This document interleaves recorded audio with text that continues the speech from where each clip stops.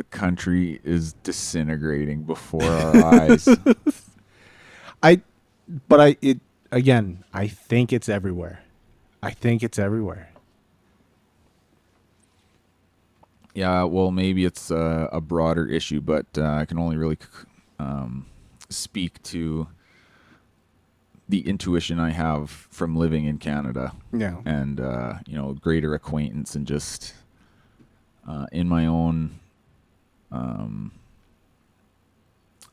overconfident estimate of my ability to have my finger on the pulse of the society. Yeah. I just feel like Canada's got a really bad thing going on, and it's turned a corner in a certain way. Think so? Yeah, and we can always say like, oh, it really turned the corner here, and you can always draw the line back farther. But I mean, there's like a basic dysfunction to things, it seems. Yeah. Just not being confident in the government on the best of days. Yeah. But now there just seems to be this total lack of interest in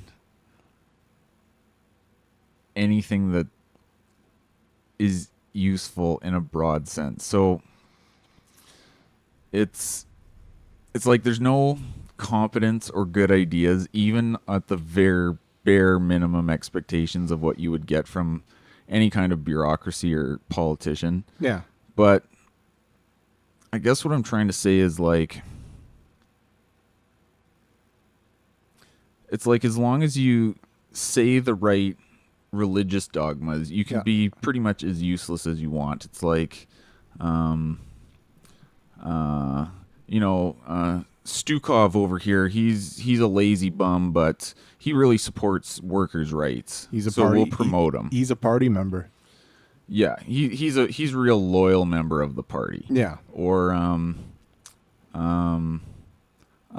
this guy, like, he's a little unreliable, but he's a really good member of the church.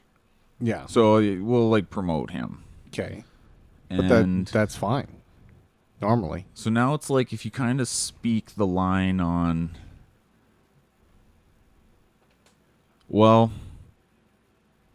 I think that tendency, which is always there, yeah, is tempered obviously by broader cultural norms and market forces, like when the market applies. But in the government, they don't have a lot of those checks on incompetence.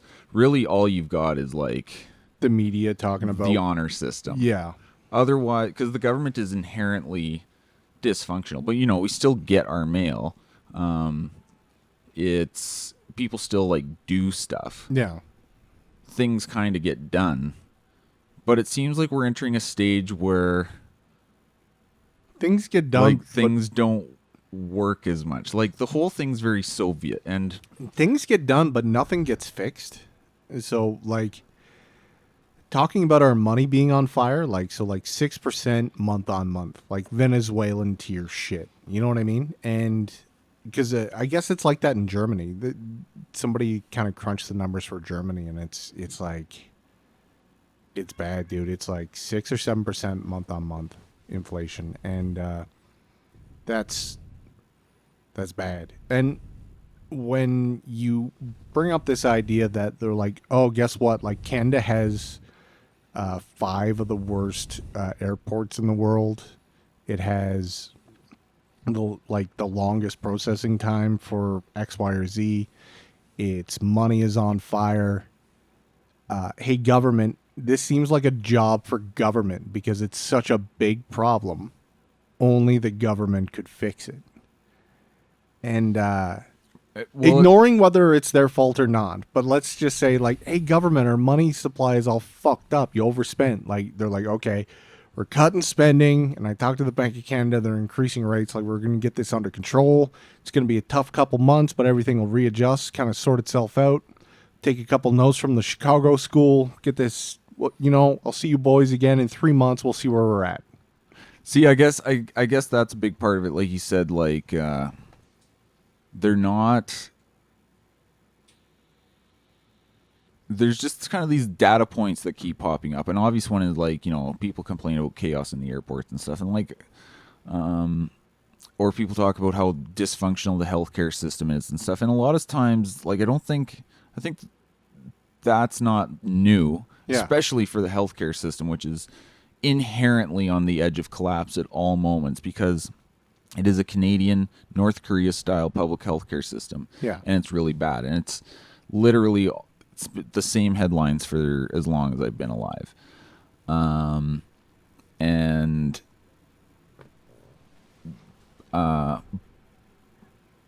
So there's that dysfunctional aspect. And then what you're saying is,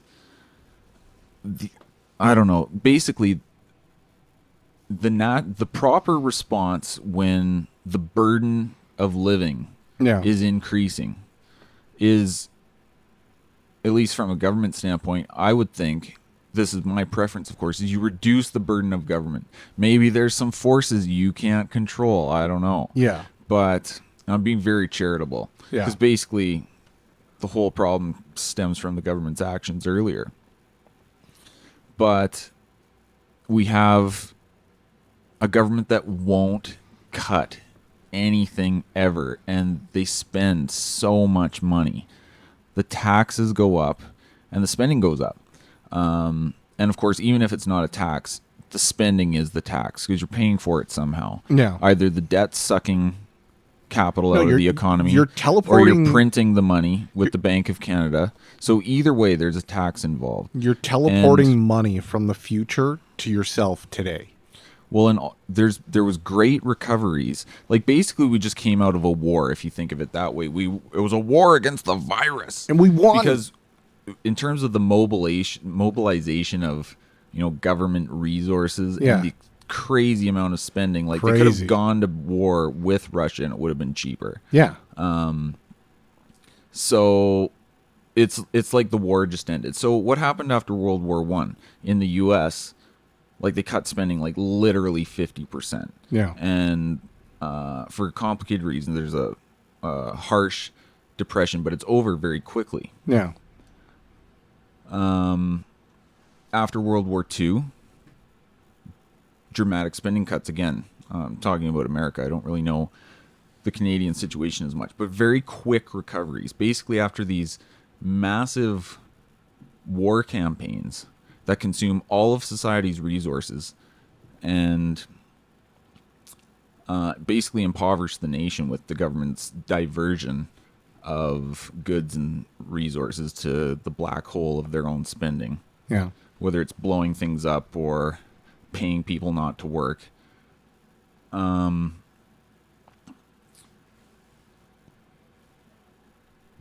They should have, like, there should be huge cuts. Yeah. But there are no huge cuts. They don't cut anything. Yeah. It's not like, let's recover the economy. We're cutting spending 50%. Yeah. Because that's absolutely untenable from everyone's perspective in Canada. Like, there's no constituency that can accept that because they're terrified of anything getting worse. $22 billion in healthcare for the province of Alberta. Trash healthcare. Imagine 11 of it's gone. Just gone. All filtered back into the federal government to pay our debts. They'd lose it, dude. So that'd be awesome. But instead of fixing problems that exist that seem to be the role of the government in a democracy, Trudeau instead announced, what, $200 million for Two-Spirit LGBTQI+. And he's like, we gotta help these people out. And it's like, my There's meager no money. My meager savings are on fire, you fucker. Germany came over here hat in hand looking for fucking natural gas. He told them to pound sand. Like, we'll give you hydrogen. And this is one of the ways that I think, like, there's been a turning point. Like, there's the parasite class will not relinquish anything at this point. Yeah. Like, you can't again, not only is there no like voting force that's interested in it, even, the crappy, some of the ideas that come out of like any kind of political party that would appeal to us more, basically like cuts of taxes in a meaningful way, or spending is not like on the table. It's just, it's fiddling. It's free money. The whole system agrees on the status quo, but now, because so many people are, the pigs at the trough on the dole getting the money, it's just too powerful. Like you can't seize that much power. You have to go broke. Yeah. Because you cannot win if you're going to cut things. And now, like, imagine if you want to come in and cut all the media bailout. You've automatically got the corporate media Polyev said, like, lined up to attack anyone who would dare challenge that. Polyev said flat out. They don't have to challenge them on that reason and make it really transparent. They can argue with them for any reason. But they can, clearly change their focus. Yeah. If there was a serious threat to their money. Like the same way CBC, if conservatives are so full of it, like none of these leadership candidates will ever cut anything for CBC. Yeah. But CBC probably thinks they will. And so they have a very strong incentive to do anything they can, because there's billions of dollars up for grabs. Like it's over $1 billion for CBC's direct funding. Yeah. And people do crazy stuff for like not that much money. Dude, you can get stabbed for $50. And buying off the media is cheap. Like, dude, it's a couple hundred mil? A few hundred million someone else's for money? Virus money, advertising, and you've got the whole system. Yeah. And that's on top of the bailouts. Like, over half of some of these networks get their advertising revenue, over half their advertising revenue for some of these media services, basically government money. So they're basically owned by the government, like in almost a fascist sense. Like somebody else owns it, but they're not the ones calling the tune. And but anyway, just like power. So it's not even just the bureaucrats. It's like the corporate entities, every part of the system, down to, somebody's, obscure little benefit that their community got. Yeah. We get like a grant from the government every year for our summer student program. When we defeated COVID. Like everyone wants the money and no one wants to give anything up. Yeah. And the people who pay and get little are shrinking. And their tolerance is extremely high. They're power bottoms. But of course, you feel the pinch now more. Like, more economic pressure puts pain on the productive class more. Yeah. Because, again, they're not cutting anything. They're like, you've become relatively impoverished. Yeah. Let's increase the burden of the government on you. Yeah. Because even the so-called, so you've got in the federal leadership election, you've got Pierre. Yeah. It's like, we're going to get rid of the gatekeepers. Yeah. Or maybe it's more like, we're going to get rid of the gatekeepers. Yeah. Ben Shapiro. That's my Ben Shapiro voice. Yeah. Is it pretty good? Polyev. I'm Ben Shapiro. Hi, it's me, Pierre Polyev. Watch me own these college students. Watch me abuse this woman with facts. I'm gonna smash her in the face with facts. I'm gonna use raw logic to prostrate these women. Well, you should see these most recent studies. Everyone looks like a genius when they argue with a college student. Like, Crowder looks like a fucking genius arguing with college Crowder. Student. Who's that other loser? Oh, fuck. Okay, but hang on. Yeah, bad debaters, but so should I use the Ben Shapiro voice for Pierre? Yeah, definitely. He's got we're going to get rid of the gatekeepers. Get rid of them. And I mean, that's fine, but he doesn't talk about cutting anything. He says that's the burden. Like, he's going to cut the CBC. Like, if you want to get the gatekeepers out of the way, they're going to hire more gatekeepers to try and figure out how they can get the gatekeepers out of the way. And then you're just going to have a bigger department you're gonna with have to, more parasites in it. You're going to have to pay for a study. If you don't cut the budget, yeah, the gatekeepers aren't going anywhere. If you spend more money, there's more gatekeepers. Every single bureaucrat, basically by definition, is a gatekeeper. Yeah. So no one wants to cut anything. What about gatekeeping euthanasia? Shouldn't he do that? I don't really care. You want to open up a small business? No. Perhaps you should kill yourself. You're going to get banned for encouraging... Yeah, self-harm. Self-harmulation. Yeah, no, you should... no... Having a, so they had a war vet who had PTSD, and he was like, "Hey, I have PTSD. My life is fucked. Can you get me in touch with a therapist? Can you pay my bills? Like, I'm disabled. Somebody's car backfires, and like the whole neighborhood's at risk, man. Like, I can go off." And they go, "Have you considered suicide? Because treatment's pretty expensive, and it's hard to find a therapist. So maybe you should just take these pills. If you want, we can give you an injection. Go to sleep, dude." He can't save you. Polyev won't be able to save any of us. The question is, can he nudge the ship? And it's like, it kind of makes me think of America in the sense that nothing is better for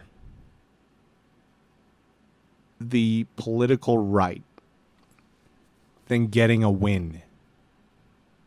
Winning is more important than what you win. It like gets people fucking pumped. So like when Justin Trudeau gets to like sports. Yeah, it's like when Justin Trudeau gets to he gets his mandate and he gets to go like, "Hey, everybody has to install this app on their phone." They're like, "Man, this is awesome. He's making everyone do it." Wow. Or he's just like, "Hey, when the Conservatives have to like, get rid of their own leader, they're like, man, this is awesome. We're winning some more." They're in disarray. They can't even keep themselves in order when going up against my guy. My guy is crushing them. Yeah, it's all it's very analogical, is that the right word, with the whole sports thing, but especially on the right, I find people are obsessed with just getting the right guy, and they always think they're going to get something more, but I guess there's no follow through, and yeah, it's like a chronic state of losing. Like even when you win, like you basically never get anything out of it. But the right and yet the other side, yeah, they're always pushing like big bad stuff, mind you, but there's big stuff, and they're moving the baseline constantly. Yeah. And there's never any like yanking it back. Roe v. Wade, dude. See, that was the right's first win in what, 50 years? Yeah, but that's like, so that's interesting in itself, and it was inevitable, really, if you like kind of look at the legal stuff to it. But yeah, but that's of course an American thing, and like we're all like We're all Americans, dude. In this country, like, we have to make a big deal out of this. Yeah. And the left would, of course, use that as an opportunity to come out again push things farther in their direction. Oh, Trudeau had to come out and say, "Oh, guess what? You can still have abortions in Canada, just so you know," because Canadians are so fucking stupid that they don't understand that they're Americans. They're just there's only one sovereignty in this world, and it is America. But even in even in the States, it doesn't really, practically speaking, I don't think it changes much for most people, because the states are basically just going to deal with it themselves. Starbucks. It won't be that different in practice. And the worst case scenario is you would go to, like, you make a road trip out of state or something, like, and your employer pays for it. Well, yeah, the whole thing's messed up, but it's like, so I don't even think maybe there's a lot of hype about that kind of thing, but it is basically, I know it's kind of like a vicarious issue for us for reasons you said, but I don't think that's necessarily what I'm talking about, because that, even in the States, if you put aside something like that, which doesn't, I think, in practical terms, necessarily do that much. Yeah. It's still a win. It's a win of any kind, which I guess is interesting for most people on the right, or most conservative people have some apprehensions about maybe how liberal a lot of that stuff is, even though very few of them would, want to ban it outright or something like that. Like, they'd probably settle for more like the European thing, where there's just a cutoff at all. Which Canada, as far as I know, has no cutoff whatsoever. I think we have third trimester. I don't believe so. Really? No, I think that's depending on how you look at it, that's the scandal of Canada. So, like, there's no danger to anything. No one says they want to move it. You can't really expand it anymore. It's like it's just not a topic on the table. It's a broader, bigger cultural problem that's like kind of beyond politics, other than for people on the left and in the media to like beat gutless conservative politicians who don't really care about it much anyway. It's just like a rhetorical tool. But even when, so you in the US, you've got, like, the right has had any victory at all, and you see some stuff in like Florida is the example we go to a lot these days. So what would the right say is maybe a victory of his? So putting aside all the virus stuff, which for various reasons has lined up more on the right side than the left. He made it so grade 6 and below teachers can't talk about sex with their kids. Yeah, so stuff like that is, meets with a lot of approval on the right. Yeah, it seems a win. So that's a win at all. That, moves the line in the other direction. Yeah. Doesn't just hold the status quo that has been set from the leftists like last year. Yeah. It actually like pulls the line back a little bit. Yeah. So that's a victory at all. And in the grand scheme of things, it's small because, again, it doesn't change the funding for the public schools, and the public schools are still like, that is how it is now. Yeah. Like a very different generation of teachers. Yeah. And general ideas underlying like what people need to learn. And that goes beyond like the classroom. That's like coming down from, that's the long, who's writing the textbooks and who's making these curriculums. It's the long march of the institutions, man. Yeah. So it's way bigger than, so it's a small victory, but it's a victory at all. And it's not just something that, it's not like a purely imaginary victory. Like there's something there for most people on the right. Like, yeah, that's good. Like, now you're protecting my 1-year-old from learning about, his teachers, strange things. Yeah. Let the reader understand how much gay sex his teacher has. But what did my teacher do on the weekend? I don't Yeah, like none of my business is what he did. But like I think it's sort of like the sports analogy works because people start wearing their Flames jersey to work when they've made the playoffs. You know what I mean? And they're like, man, I think we're gonna go all the way this year. It's just like, did you watch? They want to be part of winning. Yeah. Did you watch any regular season games? Like, nope. I only show up for the playoffs.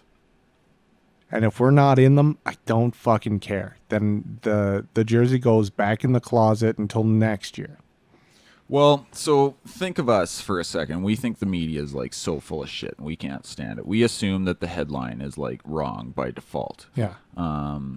So we're not totally unreasonable. Like, you know, obviously the mainstream media will occasionally report something well, or we'll get useful information from it. Yeah. But what is it like? So let's imagine what it's like from someone who, like, you know, really takes for granted the reliability of CBC or CTV or across the board or like CNN or even Fox News or whatever. Like, imagine, well, Fox News may be a bad example because it's considered the, you know, the right wing station, which is, we'll put that debate Tucker aside. Carlson's a bit of a pearl clutcher too. But so just think of the Canadian like media consumer, like mainstream media consumer. So you listen to Global. Yeah. Maybe you watch Global, or maybe you listen to CBC Radio. Yeah. And so think of kind of the general narrative that comes out from what we would call the corporate mainstream media. So think of having that media basically tell you that these guys are the bad guys all the time. Yeah. You're going to want to not be on those guys' team. And think of how, would there be a certain gratification in having, you know, CTV News like or CBC denigrate something you don't like, the same way that our alternative media of whatever sorts denigrates the people we don't like, and we're like, yeah, go get them. But imagine the different world when the mainstream media is your side, and because you were saying people want to win, they like want to feel like they're winning. Doesn't matter really what they're getting out of it, or what they're actually winning. Yeah, but that it's a win at all. It's a win. Like, oh, we stuck it to these anti-science people, or these right-wing hillbillies, or these lying conservative politicians, or. Okay, the reason why I'm looking here, and it's not that there was a CTV poll thing done, and it perfectly encapsulates your question about the anger index poll by the Toronto Star. That should be interesting. The anger index. So what they found, Canada's what people are most angry about. The number one thing they're upset about by 64% is the Freedom Convoy. Is it just Canada as a whole? Just Canada, yeah. So number one for 2/3 of the country, their number one beef is the Freedom Convoy. Yep. And is this recent? Yes, this was fucking today. Imagine being one of those 65% 57% are angry about airport delays. 45% are upset about passport delays. 46% are upset about provincial government. So, 4. Everyone hates their own provincial government. But really interesting, it was this reporter gal, Andy Lee, did a little digging. And it turns out that poll that they were using, it was the Toronto Star that published it, and then I guess what, CTV. On the internet? Like an online poll? No. Come to our website. Here's what's more interesting. It was conducted by Polera. And they have a contract with the Privy Council. for about $68,000. The Privy Council is basically, the Liberal Party in Trudeau's office, just about. Yeah, so that the poll was Privy Council funded. Do you know what I mean? Like, nice. So there's a reason why they probably polled around the office. 2/3 of people What's your number one beef? Guy in the next office. What really grinds your gears? And you're it's that honking freedom convoy. I have PSTD. Honk honk is Hail Hitler. PTSD. Honk honk is Hail Hitler. Yeah. Like the lady said in the House of Commons. Yeah, it's literally it's literally the Blitzkrieg. Yeah, well, it's a failed pushed, like that's it. It's like the most milquetoast. It's even more pathetically desperate than the January 6th thing. Like the way it's not nearly as pathetic. January 6th is the most pathetic thing ever in existence. I think it's more like the Canadian media was desperate for the Freedom Convoy to turn into like something violent. And either like 24 season 7 or or like, is that the one where they take over the White House? 6 or 7. Yeah, he became the bodyguard guys. For that was pretty good. Yeah, it was pretty sweet. It was all in the White House. So yeah, the Canadian media really wanted that to happen, but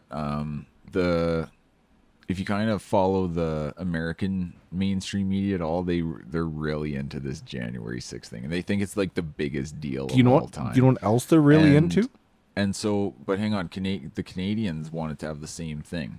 They, desperately boring Canadians. Yeah. Who need to live in we need our own state. January 6th. Yeah, it's like, this is going to be January 6th in Canada. And times 10. Like, imagine being anyone who that would be your number one beef in Canada now. Yeah, like what it accomplished was nothing, but it was definitely a political movement. You want to know why?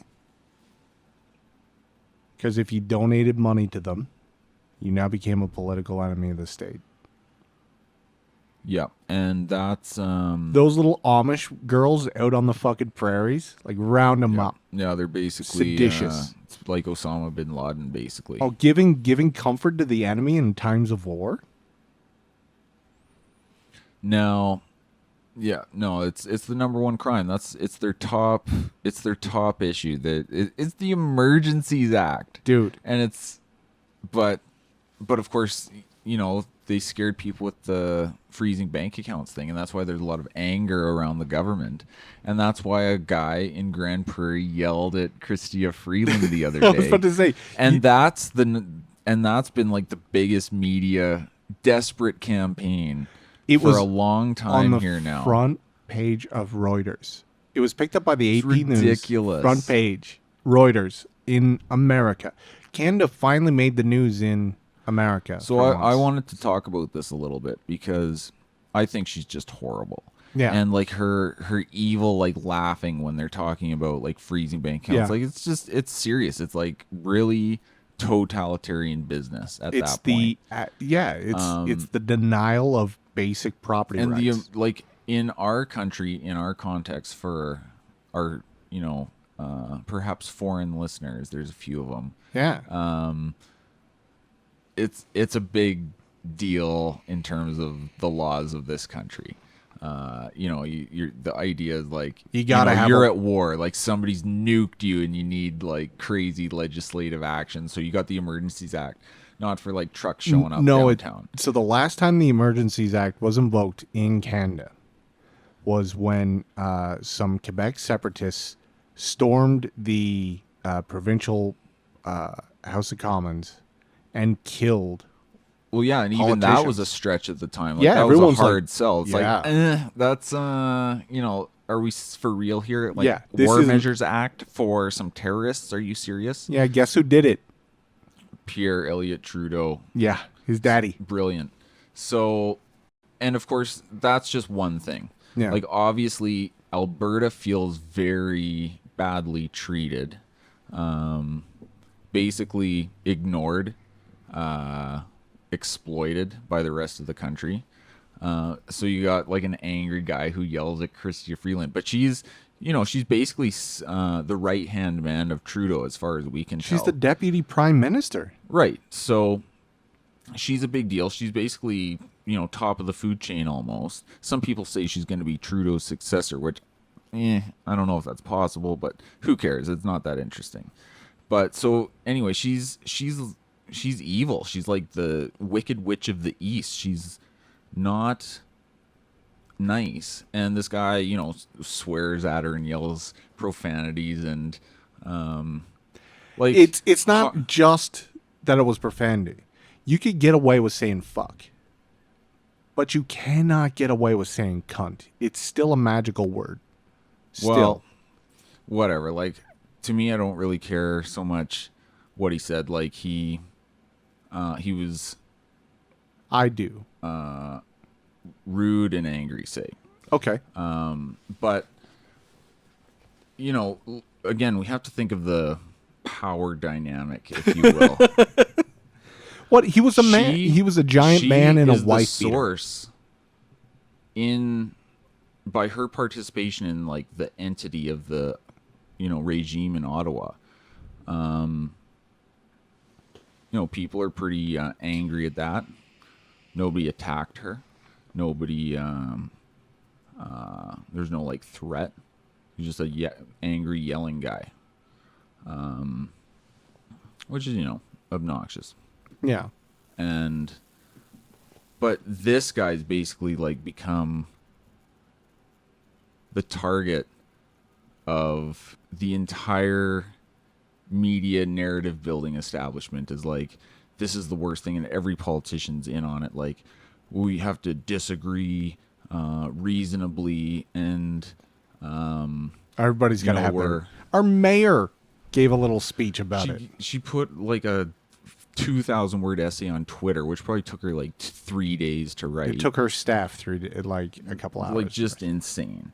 But the whole thing's ridiculous. But I was wondering, because I mean, nobody asks like, why are they so pissed off? Like, no one cares. Because they're just garbage. It's in their nature. They just know they're garbage, right? Yeah. These people are garbage. Like Trudeau says, like, what is our society going to do with these people? We can't respect these people, or like, this is, they're deplorables. Yeah, they're the Canadian deplorables. These are people who you can't have a discussion with them. They don't care. Yeah. Like, they hate you. They've said, we're going to close down your industries. We're going to keep taxing you. You're going to pay more. We're going to basically embargo a province in our own country. Yeah. You're going to give tons of money to Quebec, who can basically own the country, or like, basically the entire system is set up against you. You're going to put up with it, and if you complain, like, go fuck yourself. Yeah. So people are pissed. And yelling at politicians, I mean, if there's the whole thing is just outrageous. Yeah. These are people, and throughout the virus, like, look what they did to people. You read that 10 million page essay I sent you tracking everything, but like, the insanity of the totalitarianism, it's crazy. Of Ottawa and the virus cult, as I've called it. Yeah. Chrystia Freeland is part of all of that. And she is basically Trudeau by proxy. Like, she might be from Alberta, but she's not seen as like a friend of Alberta in any serious way by a substantial amount of this province. Yeah, but anyway, some guy grandfather yells at her, was also and a she's Nazi. Horrible. Like, who cares? Yeah, so Grandpa Nazi, Chrystia Freeland. So come on, like, all this pearl clutching is just ridiculous.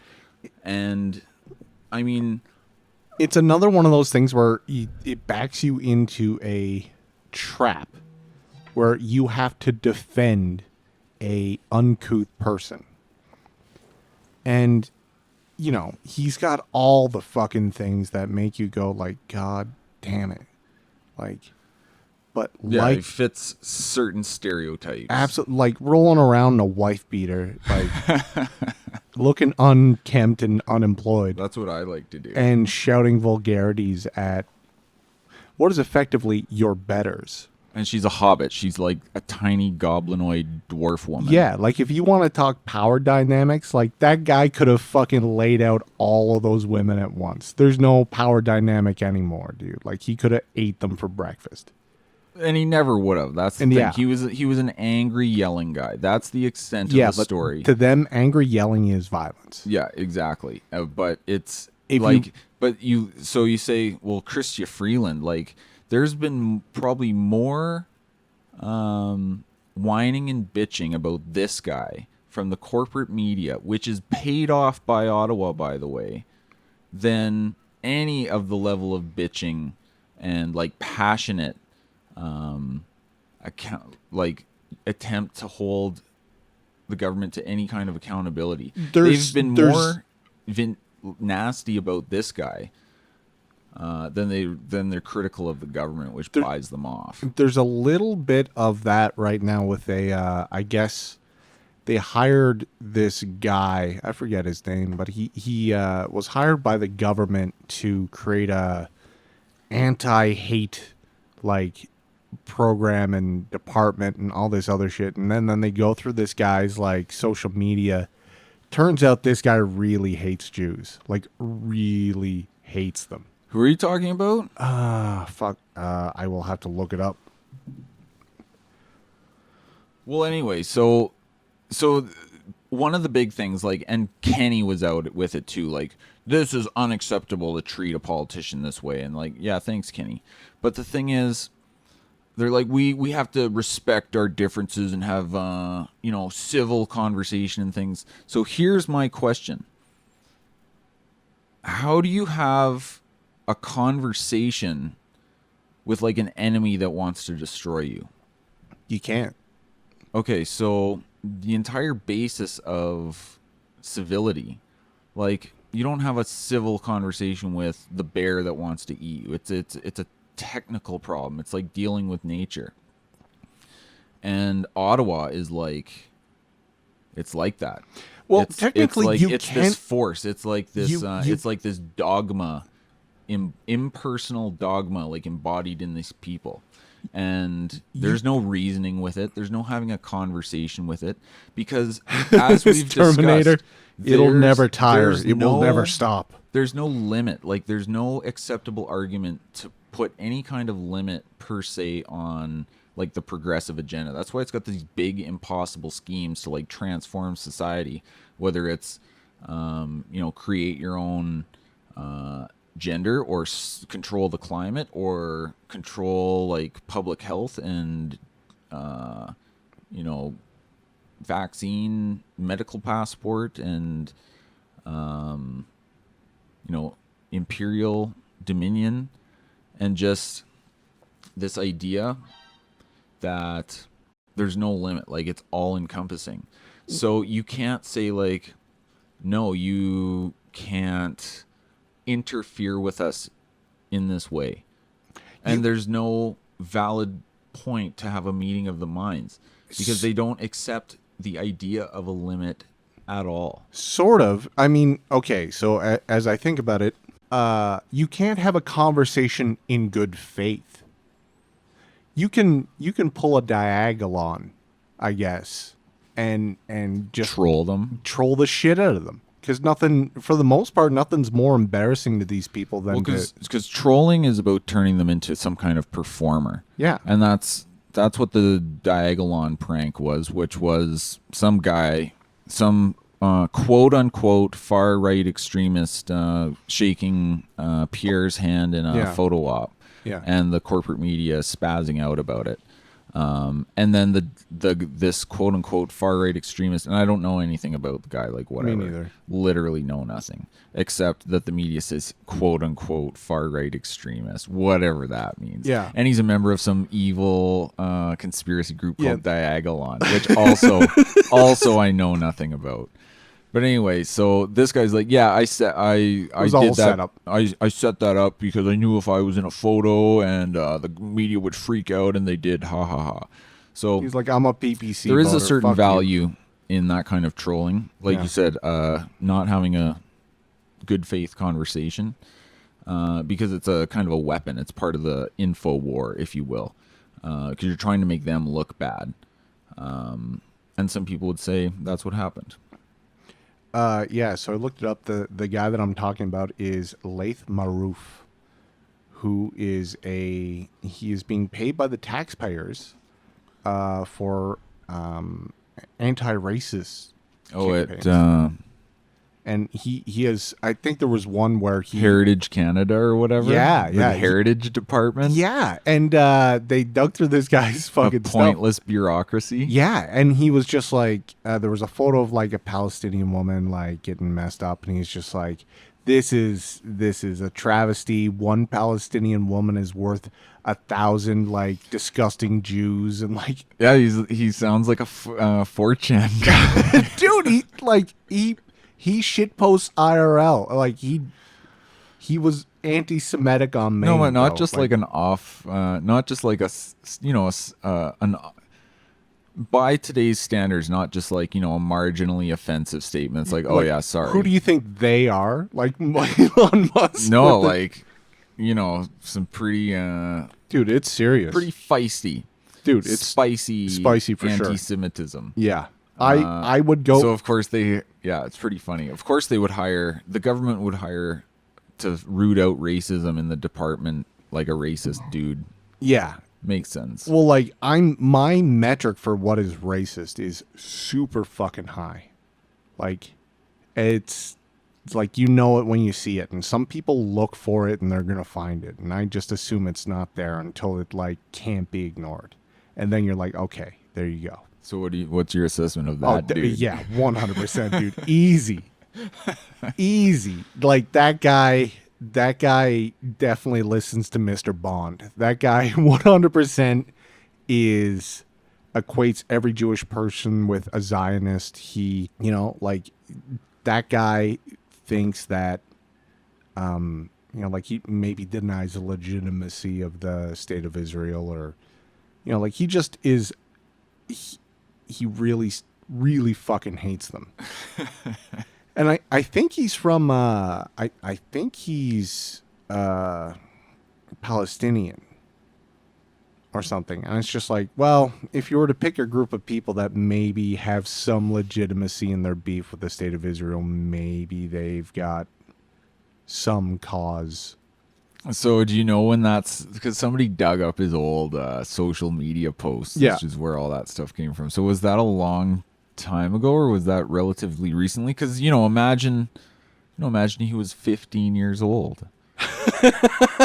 But if it was only like so this a few years ago, the guy's at least 40, so like this is 25 plus years ago. He's had enough time to know better. Seeing a single Palestinian woman's life is worth 1,000 like disgusting Jewish men's lives, then I don't know how you pivot from that. It's possible. Well, that's even beyond like, that's like you say, there's some real deep hate in there, because I fucking hate that kind of goes beyond even any kind of ironic level. Like, he's actually kind of a hater. He's definitely a hater. Like, there's some questionable shit in American heritage, and like he's like, we kind of refer to Jared Taylor as white, like he's a little racist, but he's not. I've never seen him say anything like this, and that guy's not allowed on the internet. Oh yeah, that's a good point. And he's not paid hundreds of thousands of dollars by the government. Yeah, of course. To produce anti-racist content. Well, so this is part of this dysfunction thing I was talking about. Like, you can talk a good game. You're promoted. You like belong in this position in the government where mediocrity reigns. So like, you come in with the right lingo, the right progressive values, and like, you're perfect for this government position. I'm part of the tribe, buddy.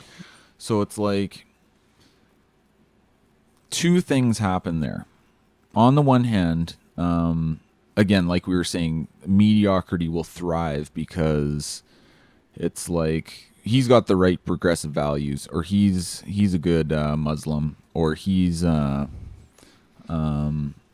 a good party member, like you said, or he supports workers' rights. Yeah. So there's some other criteria that'll come into play that aren't as significant as just pure performance.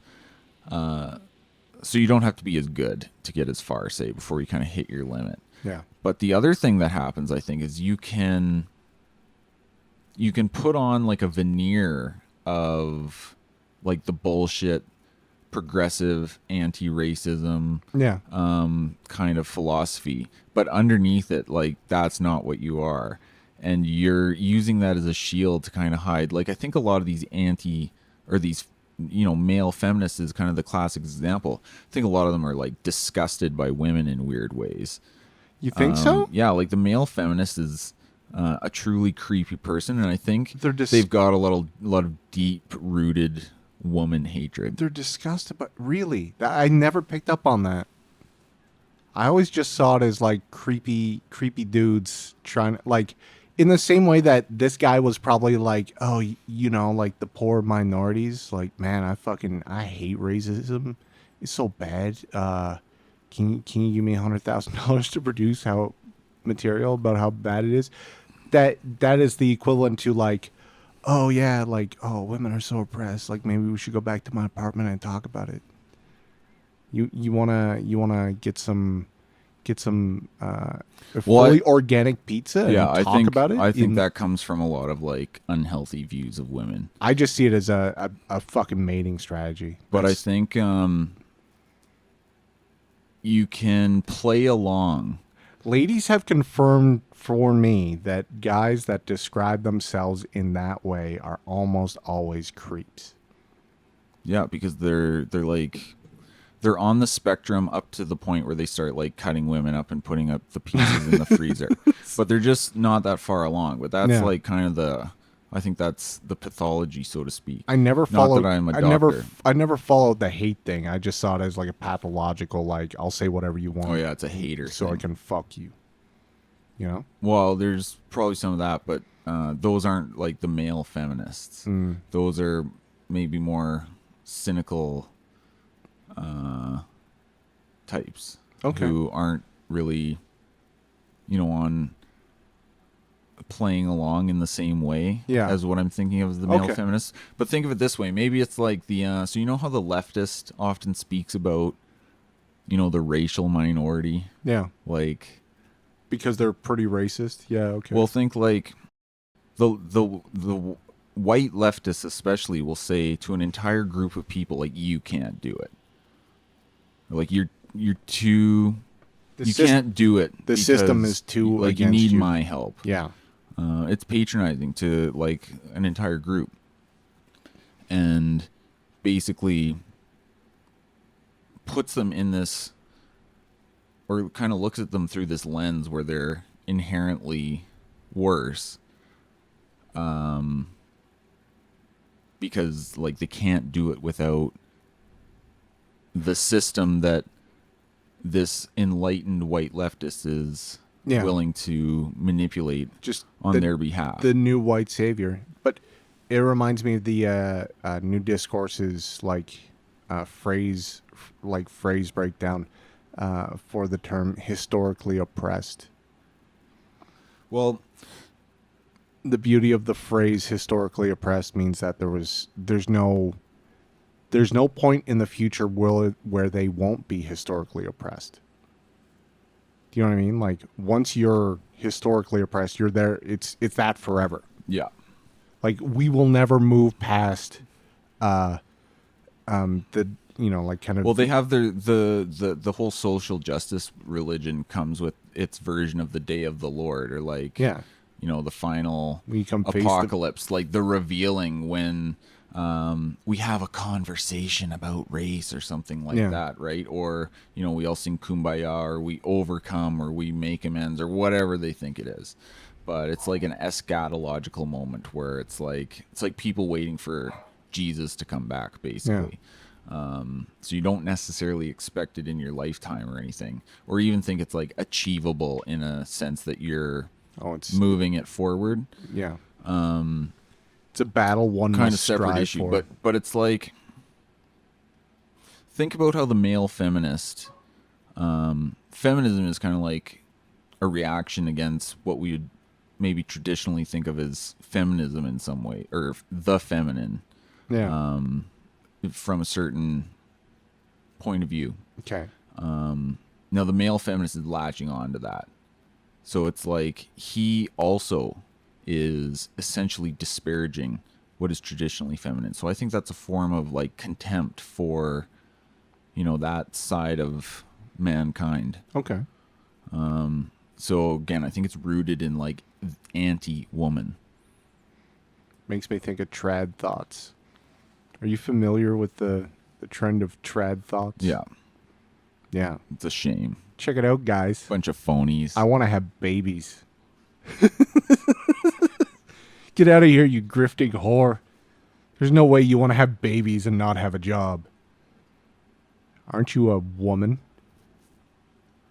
You must not be a woman if you want to, like, stay at home and raise children.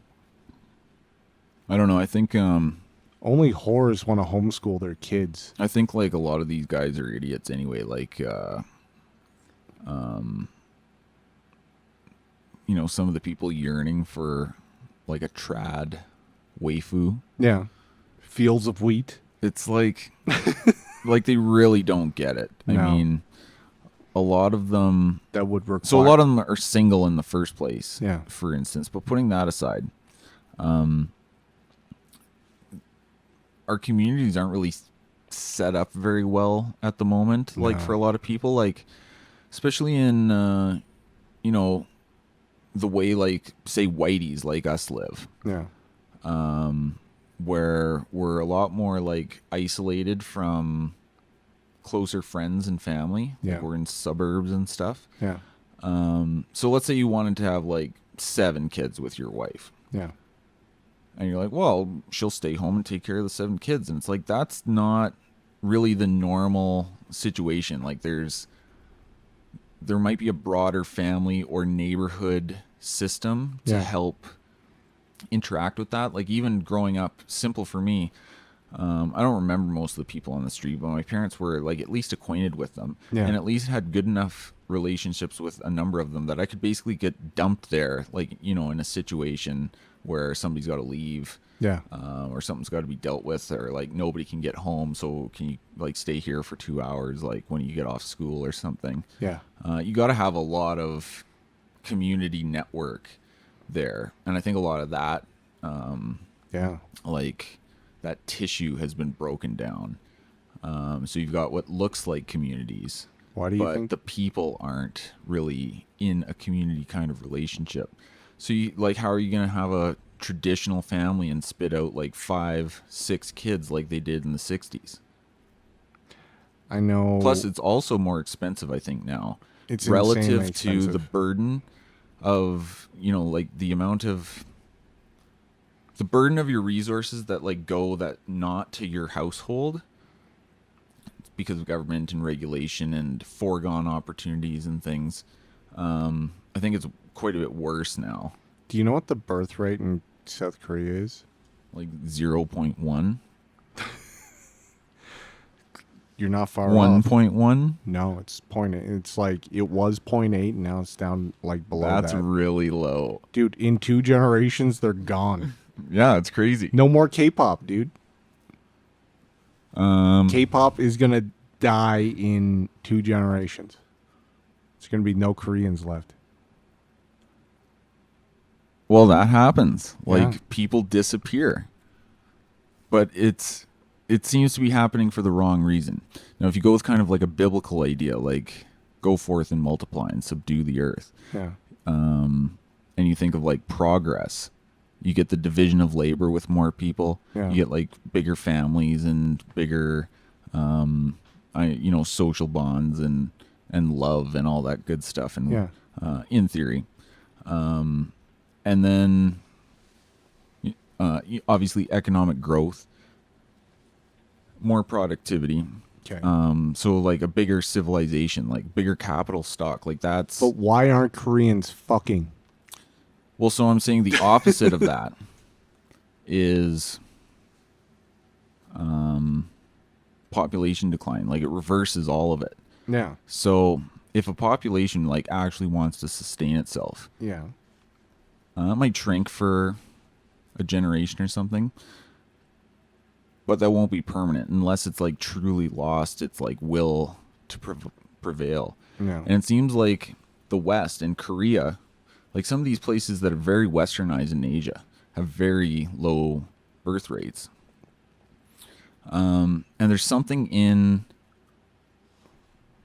you know, our wealthy, decadent Western lifestyles that goes against that population growth. Like it's going to be stagnating or just more shrinking. More resources per child in order to maintain competitive and like being competitive with other children in their same social strata.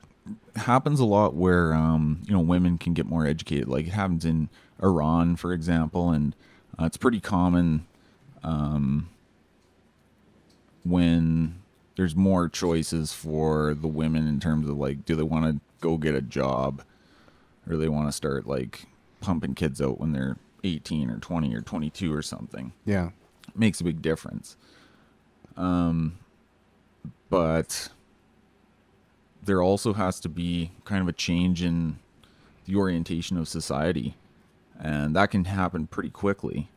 But there's no will for like these people to grow. Like people don't want those kinds of big families these days. And even if they did, why they don't have the system set up to do it. Like the societies are so dysfunctional, so dependent on the state, so dependent on welfare programs and public schools. Yeah. And that's why they want like subsidized daycare, like nationalize the daycare. $7 a day.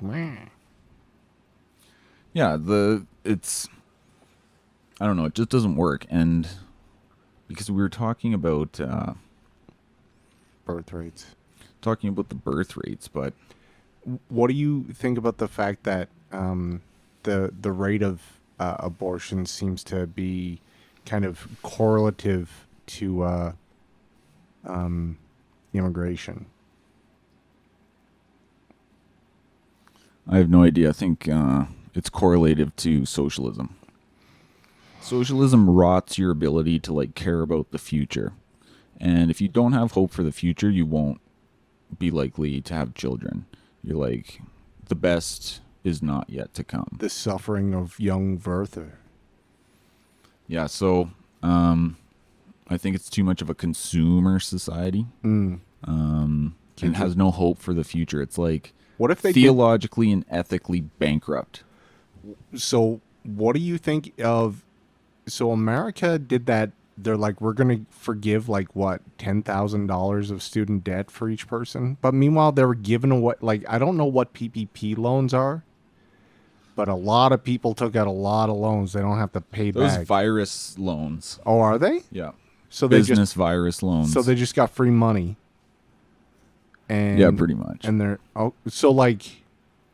they're now grants. I think it counts as income, but yeah, it's a couple $1 billion that they gave away in loans that are now forgiven. No, yeah, not a couple billion, like hundreds and hundreds of billion. Oh, I thought like, remember, this was on the scale of like our, you know, stupid wage subsidy programs and stuff. Like these were huge. That's why I was saying earlier, it's like a war. It's like we just fought a war with the level of spending. Yeah. And then relative to the size of our economy, like they spent the entire government budget basically again in the first year. Ottawa did. Yeah. And we were one of the worst spending countries, but US also spent a lot, of course. So they're like, yeah, we're going to give everybody $10,000 off of their student loans, which is fine, whatever. But horrible. I like, but like one of the worst policies ever. It's to hide the fact that they're forgiving these PPP loans. Oh yeah, there's probably a bit of.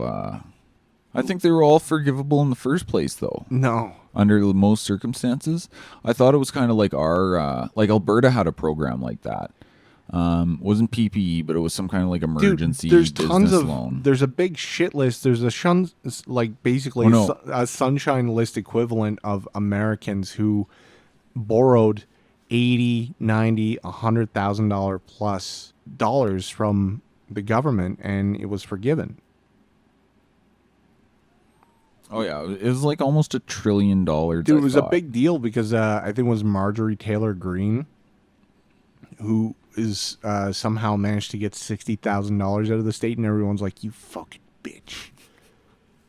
Speaking of calling people bitches, I want to get back to wife beater man. Christia. So she, I understand why people are angry. She shouldn't be treated with respect. That's my basic thesis. Now, okay. I'm not saying that guy's approach was ideal, but I get it. Yeah. And like you said, a little uncouth, but totally unjustified response from basically the whole government. And they're talking about, Ottawa's now talking, now we have to look at maybe getting more security for ministers because of this incident. It's like there was no danger at all. She got yelled at. She was going in an elevator. Like, really, sorry, it's really not that big a deal in my opinion. Yeah.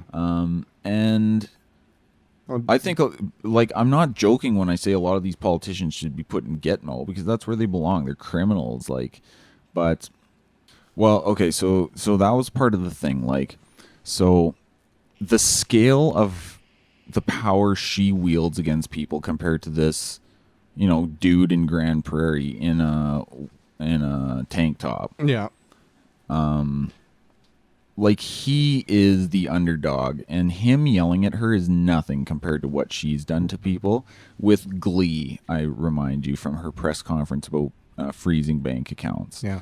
Like, this is a sick person, as I believe basically all politicians are ultimately sick. But the higher you get in the chain, the sicker you are, because it's directly related. You have to be a twisted, evil person to get that high in politics.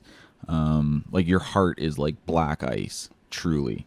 Now, they're talking about, we need this extra security for ministers. And I think it's interesting, like, just the crazy reaction to this, like, oh my God, so dangerous. Or he could have, ripped her head off and, like, dismembered her in the building. Or he was probably going to, blow something up. Women in politics are vulnerable targets. But it's funny, I think, or it's interesting aspect of power. Yeah.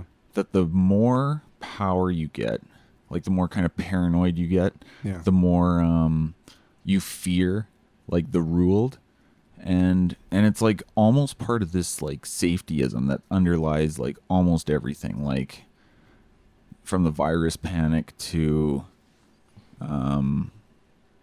just like basically the sheer level of regulatory hell on everything. But or even cops, like, they've got a badge and a gun, and, they're bullet-headed and trigger-happy, right? Yeah. But I think the ruling class, on some level, is actually, like, scared shitless these days. I think they know people hate their guts. Well, because you're so removed from the common man that you like...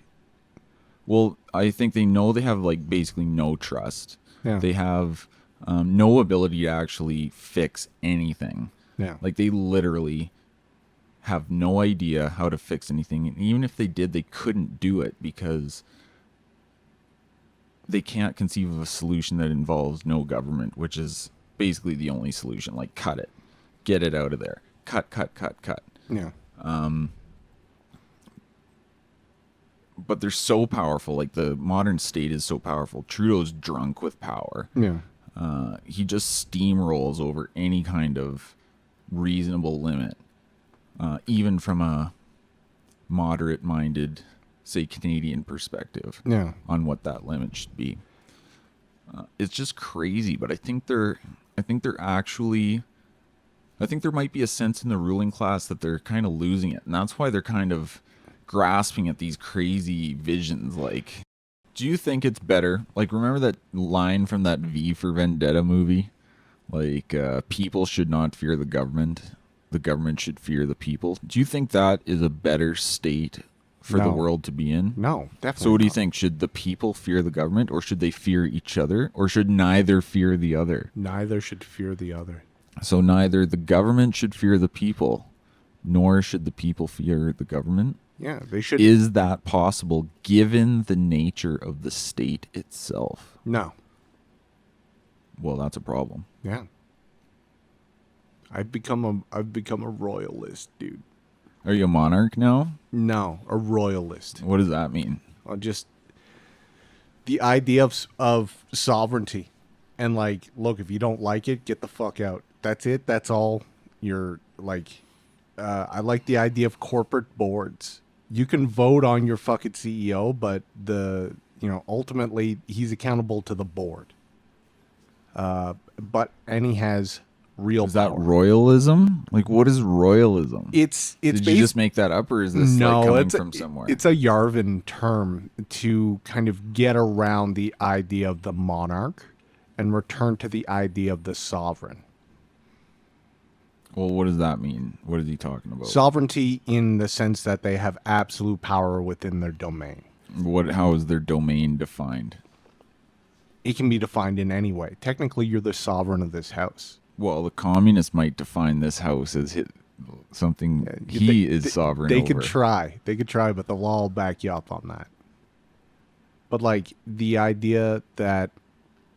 No, but I mean, I'm cool with being sovereign over my house. Like, that's an idea I can get on board with. Yeah. And, I'm a private property person. It's basically large, like... So I'm just trying to hammer this down a bit. It's anarcho-capitalism for,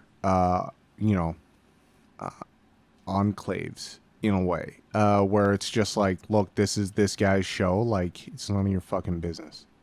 And how they approach that, like... It's like the return of the city-state. So how is it different? Maybe you don't know. Maybe you're not familiar with this literature. But how would it differ from, say, Hoppe's outline of a private property-based order? Because he's in his kind of more... Because it allows... He puts a lot of stock in the idea of the city-state. Because it allows for the concept you can have a democratic base system underneath it. The idea of voting for your king instead of a... Well, you were talking about corporate board and shareholders. That's I wouldn't call that democracy, but there's voting in it. You know what I mean? Yeah.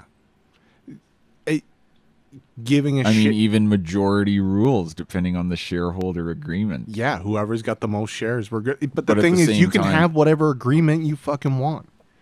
But the main idea that the voiceless pleb has a say, but the part where you have to have an advocate in between you and the sovereign doesn't exist anymore.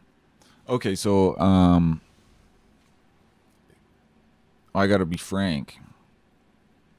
It doesn't sound meaningfully distinct from what some would call a private property society or a ANCAP society. It's linguistically distinct in the sense that once you've fallen into the trap of someone being able to label you alt-right. For example, you need a different word? Yes, because... royalist sounds alt-right. It's fucking... Yeah, no. So, Yarvin also kind of said, he's like, look, man, like, I don't believe in ethno-states, but you're going to call me alt-right? I'm deep right. How about that? So the redistinguishing a set of values when it is so easily conflatable with... It's like somebody saying, like, oh, this person's a Marxist-Leninist. And they're like, no, I'm not. I'm a anarcho-communist. And you're like, no, you're a filthy commie. That's it. You're a commie. And they're like, no, there's subtleties to my system. So he's simply saying that there's subtleties to royalism that don't necessarily fall within the structure of a monarchy. But ultimately, it's a corporatist like an corporatist kind of setup. And he's just like, look, corporations are fine. Why don't we run the state like a corporation? And yes, you can still vote because people, so it's like, they won't give up that power. So do you think do you think that's provides some kind of a guide for the current situation, because you're not going to get there for a long time? Maybe that's kind of there's some stuff you can state maybe sort that of you do would get to someday, but I think the question is, can people ever be okay with being ruled? most people want to be ruled.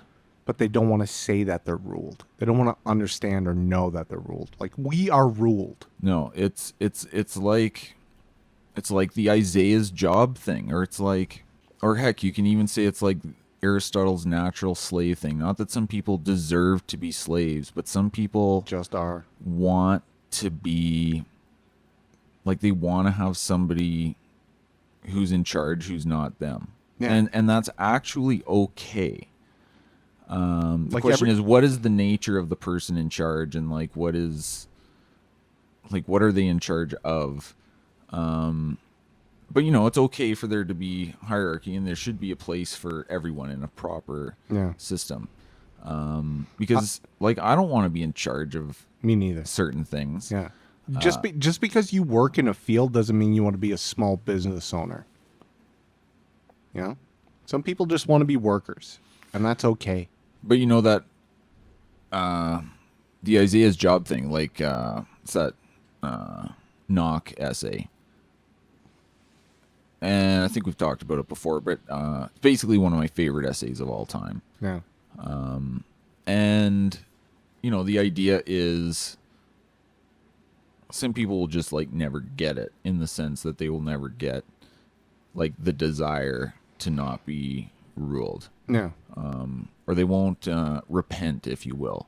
So it's the same idea in the Isaiah story as he gives it. Basically, you're saying, you can't live this way, but only some people kind of get it.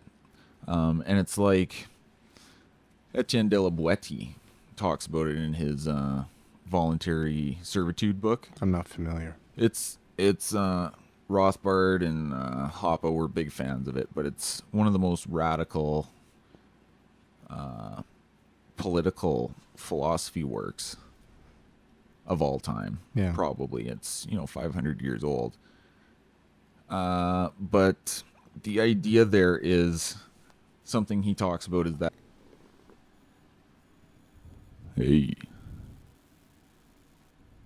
something he talks about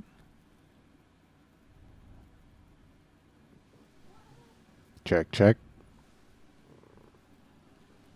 Okay, we're good. Something he talks about is how, it's a small minority. It's like the idea of the heroes of old who yearn for freedom no matter what, even if the concept is stricken from the record. Yeah. They will feel it inside. And some people don't have that feeling, but it's kind of like that's always going to be a minority. It's always going to be a small group of people who get it. Like Carnel Ledeen, who's that really epic, kind of old school conservative, kind of like right-wing liberal, European aristocrat guy. He talked about how... what was I going to say? What was I talking about? You're about to expand upon this. Oh, yeah. Sorry. He says that liberty is like an aristocratic idea. Like the mob has never been in favor of liberty. And I think he's basically right about that. So you've really got a small part of the population who really wants that liberty idea. And for everyone else, they, want to be ruled, basically. And, what do you do? So can you not really get out of that situation? Do you, like, because of that nature of society, until there's, like, you know, the fundamental transformation of what humankind is, does it necessarily have the state and empire, Leviathan, if you will? Like, is it an idea that humankind as it is not good enough for liberty? That's an idea that's really important, because we know all these, like, we know liberty works per se. The question is, can we actually do it? Because Lawrence Reed over at he was at Fee. He's cool. He went to, like, communist countries and, like, spread freedom ideas and stuff. But he has that little book called "Are We Good Enough for Liberty?" Yeah, and it's like it takes a certain character in society. And I don't think most people want it. Like, we don't have that character. Even most of us who want it, our character's still not good enough. Probably not. Like, we're too selfish. We're too decadent. We're too obsessed with ourselves. How are you supposed to have liberty when you have Twitter, dude? And skip the dishes. Think of it this way. Well, yeah, okay, like, if mankind was perfect, would there be a state? So would you just have, like, the state as part of a perfectly functioning society with perfect mankind? Or mankind's perfection makes the state, like, pointless, basically? The state is not necessarily... Technically, I would say it's an antisocial institution. No, if man is perfect, it has no conflicts. Thus, it has no reason for the state. I see the state as simply a mechanism to resolve conflicts. Well, no, you don't need the state just to resolve conflicts, because you can do that otherwise. Like, it's just, you just need a way to resolve them. Not, because that's the Hobbesian thing. No, it has to be. It has to be binding. It's like a private court in a sense. Like, you can be like, "Oh, this is a private court," and you'd be like, "Well, what if I don't agree?" And they're like, "Well, we're gonna come and get you." You're like, "No, fuck you. I don't agree to shit." And they're like, "Well, then here we are at an impasse." Yeah. If only something had sovereignty and the ability to force you to do something. No, because that's the Hobbesian argument. We know that's incorrect. I think if man were perfect, there would be no conflict. There'd be no need for any mechanism to resolve conflict. So, like, that I see as the core of the state. To figure out who has dominion, who is in the right, who is in the wrong. What is to be done? Well, I think that's still too Hobbesian. I think there's, like, some different steps. So you've got the Hobbesian ideas that basically, and this is kind of coming at it from the other direction, I think. But you'd say, you know, you can't have agreements without, like, a sovereign. Yeah. And, you know, basically the ultimate enforcer for a given territory or jurisdiction. As he would say, covenants without swords, yada, yada, yada. Yeah. So you've got the enforcer. So it is, the issue arises because of conflict over resources or whatever. And you need some way to resolve them. So the state comes in, but it actually doesn't solve that problem, because you can't, like, it's contradictory in the sense is that it disallows the possibility to have the agreement with the sovereign in the first place. And that which has the power to compel. Well, then it's not covenants. Yeah, so if you don't agree with it, too bad. Like, the whole idea of the Hobbesian idea is that basically you're agreeing to have a sovereign. But the idea behind the need for the sovereign... You're implicitly agreeing by handing over legitimate use of force to an entity. That was the argument. Saying this person has the ability to excise force because I've relinquished my own ability to excise force on people who don't agree with me. Yeah, which itself requires an agreement for everyone to do that. Yeah. So even though, it's not like somebody sat down and worked this out, but it's like the social theorist says, like, what would people do in kind of like the ideal scenario? And they're like, well, they would do this, but they're saying you need the sovereign to have the argument or the agreement. You can't actually form the agreement to have the sovereign, and you don't have any way to enforce that agreement because you'd need like a next level up sovereign. So it's undermined because it's saying you need a covenant for the or you will form a covenant to have the possibility of covenant. So it presupposes that no, even without the sovereign of this particular form in this relationship, like this kind of monopoly, use of conflict resolution, the possibility for agreements still exists. So you can have a different situation. So that doesn't actually solve the problem.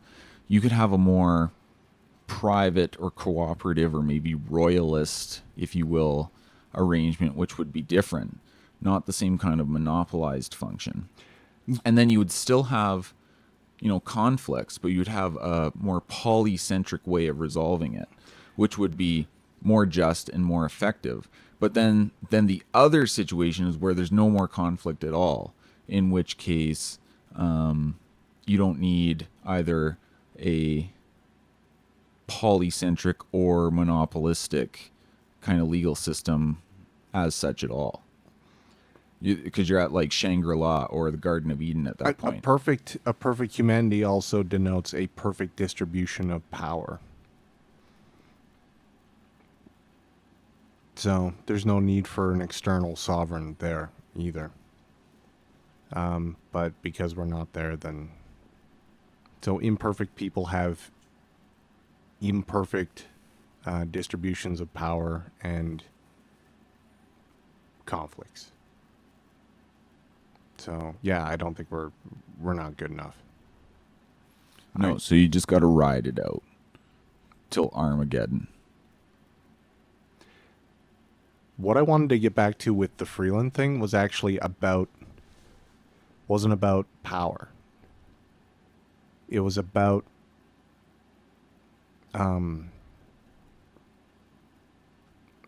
understanding that you can't always pick your allies.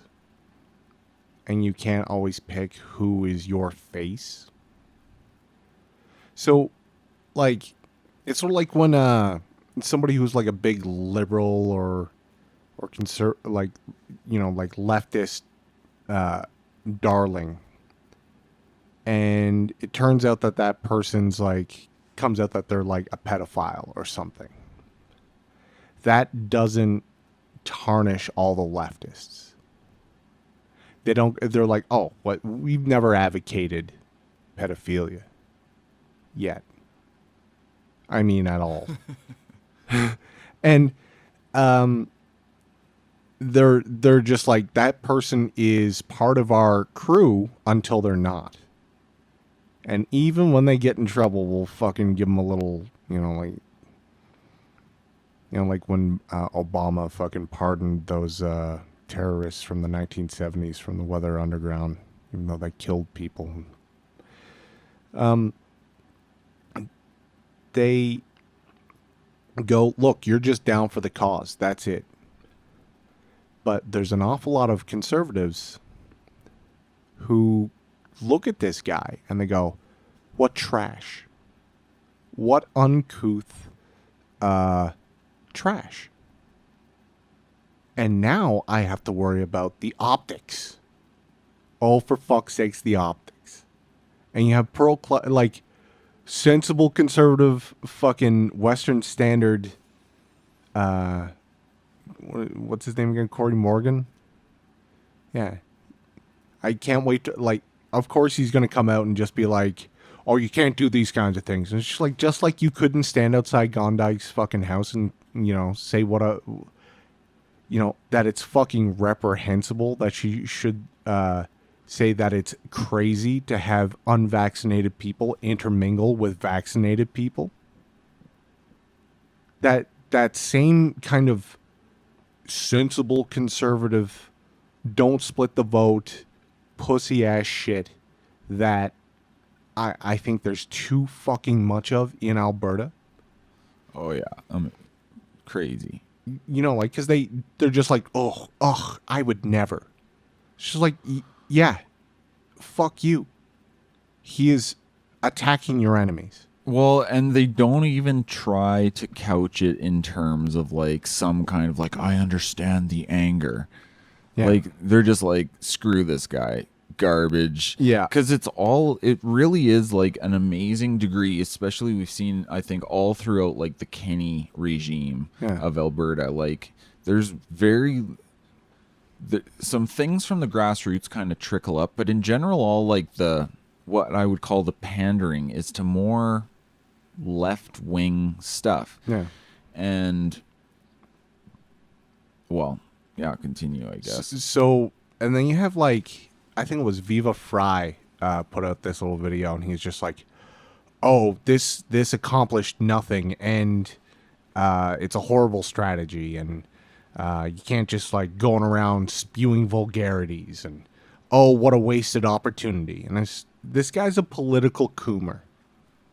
You know what I mean? Like, he'll sit there and just be like, oh, Justin Trudeau's such a tyrant, such a fascist.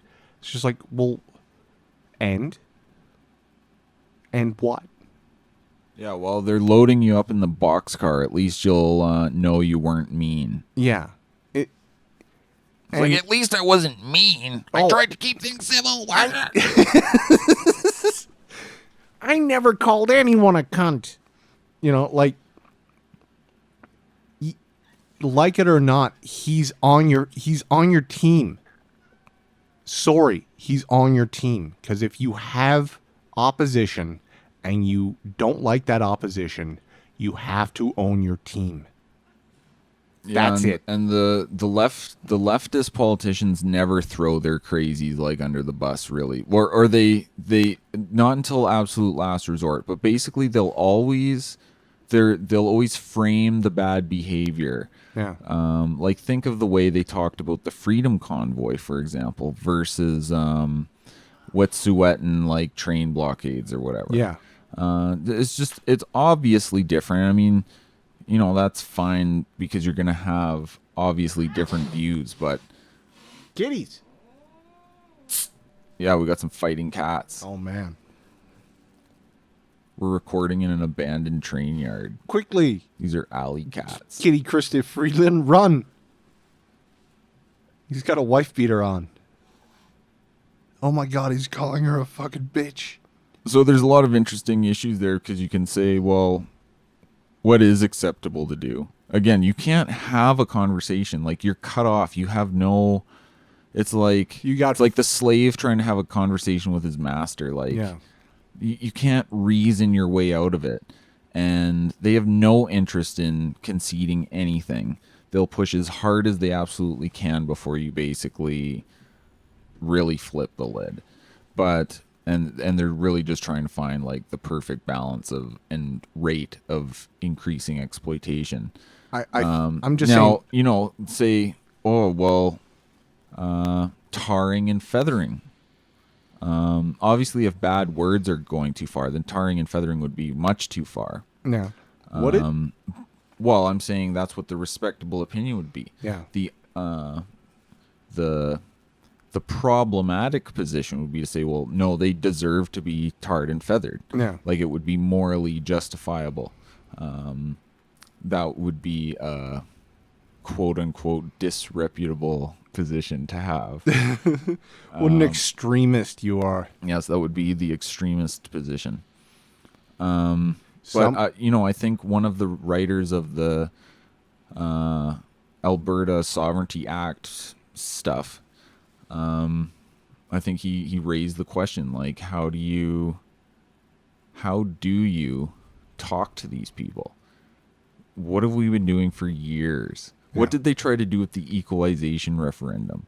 What did they try to do when they wanted to fly across the country to see their grandma, but they didn't have the medical passport? Yeah. What conversation could they have? Like, they were called murderers and haters.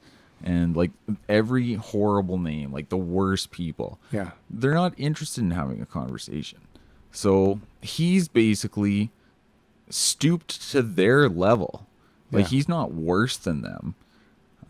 He's the same. He's actually morally better because he's in the weaker power position, I'd say. Yeah, okay. He's the underdog, and he's hitting back in truly like not an effective way.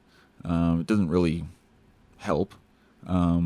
Might be worth a cheap thrill for some people, like look at him berate Chrystia Freeland. And on the left they love it too, because they can say, look at these redneck Albertans, look at these right-wing crazy people. We're victims, guys. Yeah, we're always victims. Women in politics. We're women in morally politics. Correct. Yeah. We need to make it safe for women in politics. Yeah. So, like people getting upset about people protesting outside of the mayor's house, the same people that see that as and you know what? Again, I'm not going to do it, but I might call Freeland a bitch if I ever see her. You know? And like, remember that student who fucking called Trudeau a commie during the selfie? Like, pretty funny. Worth a cheap thrill. But wasn't on the front page of Reuters. Do you know what I mean? Didn't get it picked up by the Associated Press. Trudeau getting some pebbles thrown at him, though. That for sure made it. So, and that was considered horrible, the worst ever. Throwing politicians. I'm so disgusted. Disavow. I know we disagree. Disavow. I know we disagree. We have to be civil. Disavow. Please don't kill me.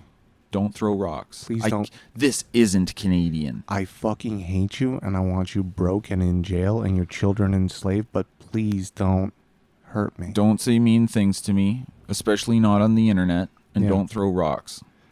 But so if I want to tie that back in together, it is because people, not just in North America, but it's worse here. The reason why they won't back this guy up or just say, look, I think what he did was fine, not very productive, but kind of funny, and it's fine. Is because they are unsure of their own cause. They are not sure that they're right. They lack the armor of God. They won't fight back because they have no conviction that they are right. No, they got nothing. Like the progressive has as much as we disagree, the leftoid progressive has a program. And they've got like some conviction behind it. The conservative, they're like, what's it mean to be conservative? I'm like, slightly less regulation. Yeah. Maybe. Just slow down. Well, slow down the rate of regulatory expansion. Whoa, we needed that statue. Don't topple it.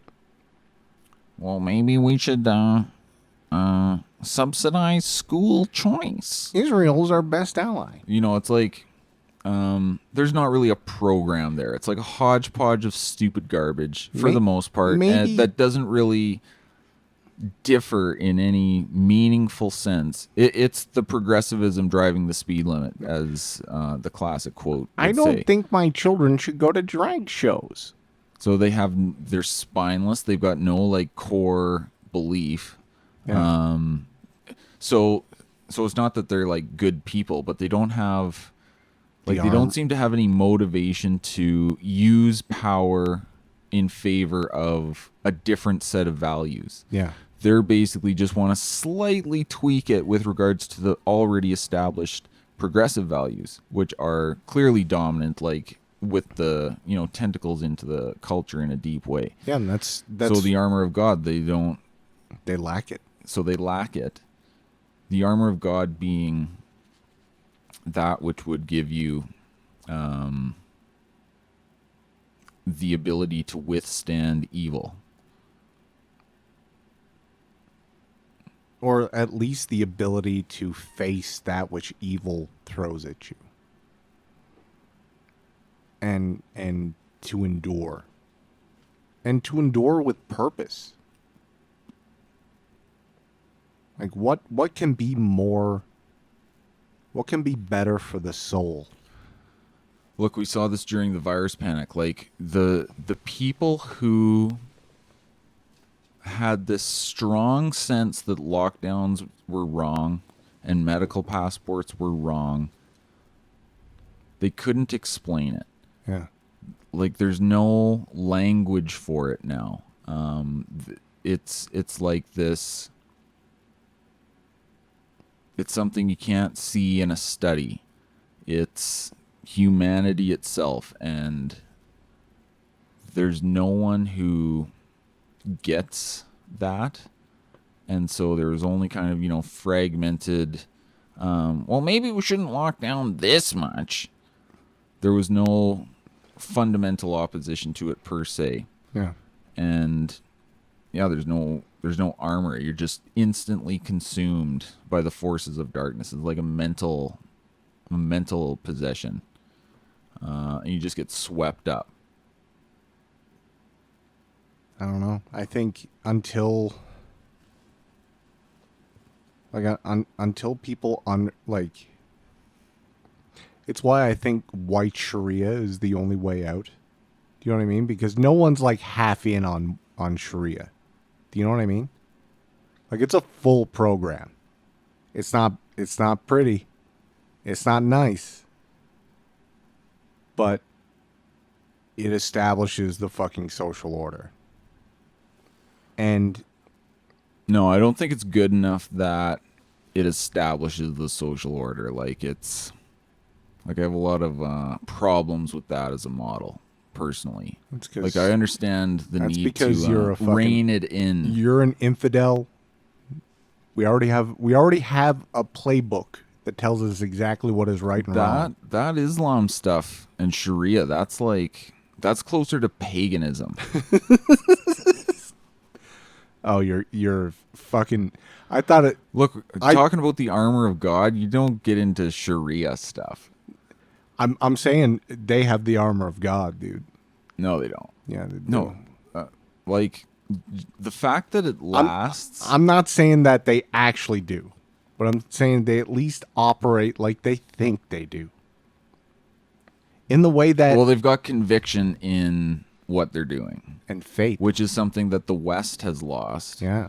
And, I really think like the West is, I'm biased obviously, but there is a uniqueness to Western civilization. It comes out of, the ancient Near East mixed in with like the Greek, and there's like, and now you sound like Ben Shapiro. And the Indo, ancient Near East, man. That's where we get hardcore. That's where you got your armor of God thing. Yeah. But, like, I'm using it as a metaphor of a metaphor. Well, we've just got a confluence of factors here. You got the Indo-European warrior culture. You got the Greek rationalism. Yep. And you got, like, the ancient Near East, particularly kind of biblical narrative for society. For civilization. And boom, you roll that all together and you get a pretty interesting package. Yeah. Now, so there's basically no, like belief for that package per se, I guess, nowadays. So whether it's right or not, like it doesn't matter because no one really is putting in the fight. So say you take like a Sharia program. So let's say it's got issues, flaws. Yeah. But a lot of people believe in it. Yeah. And they'll like push for it and they'll make it work as best they can despite its issues. Sort of like communism. Like Scientology. Yeah, true. Like actually, Scientology. That's a good parallel, actually. It hasn't been around for that long, I don't think. But what if it's still around in 100 years? Works well enough. Would we have to say like it creates social order? Tom Cruise is an amazing man. Does the Church of Scientology entirely depend on Tom Cruise? Right about now, it does. I think he's awesome though. They used to have in our city. There used to be Scientology church. Like there was a building. I think it was off Glenmore somewhere. Oh, no way. They probably sold it. They had a lot of real estate holdings. Are you paying? So there was a premier's debate or Conservative Party leadership debate. Well, there's a few things up. So there's more heat on Danielle. Okay. Because she was the front runner. Yep. And now some of the things I predicted, like that there will be some of her left-wing leanings, which, again, she's basically Rachel Notley on social / cultural-ish stuff. Yep.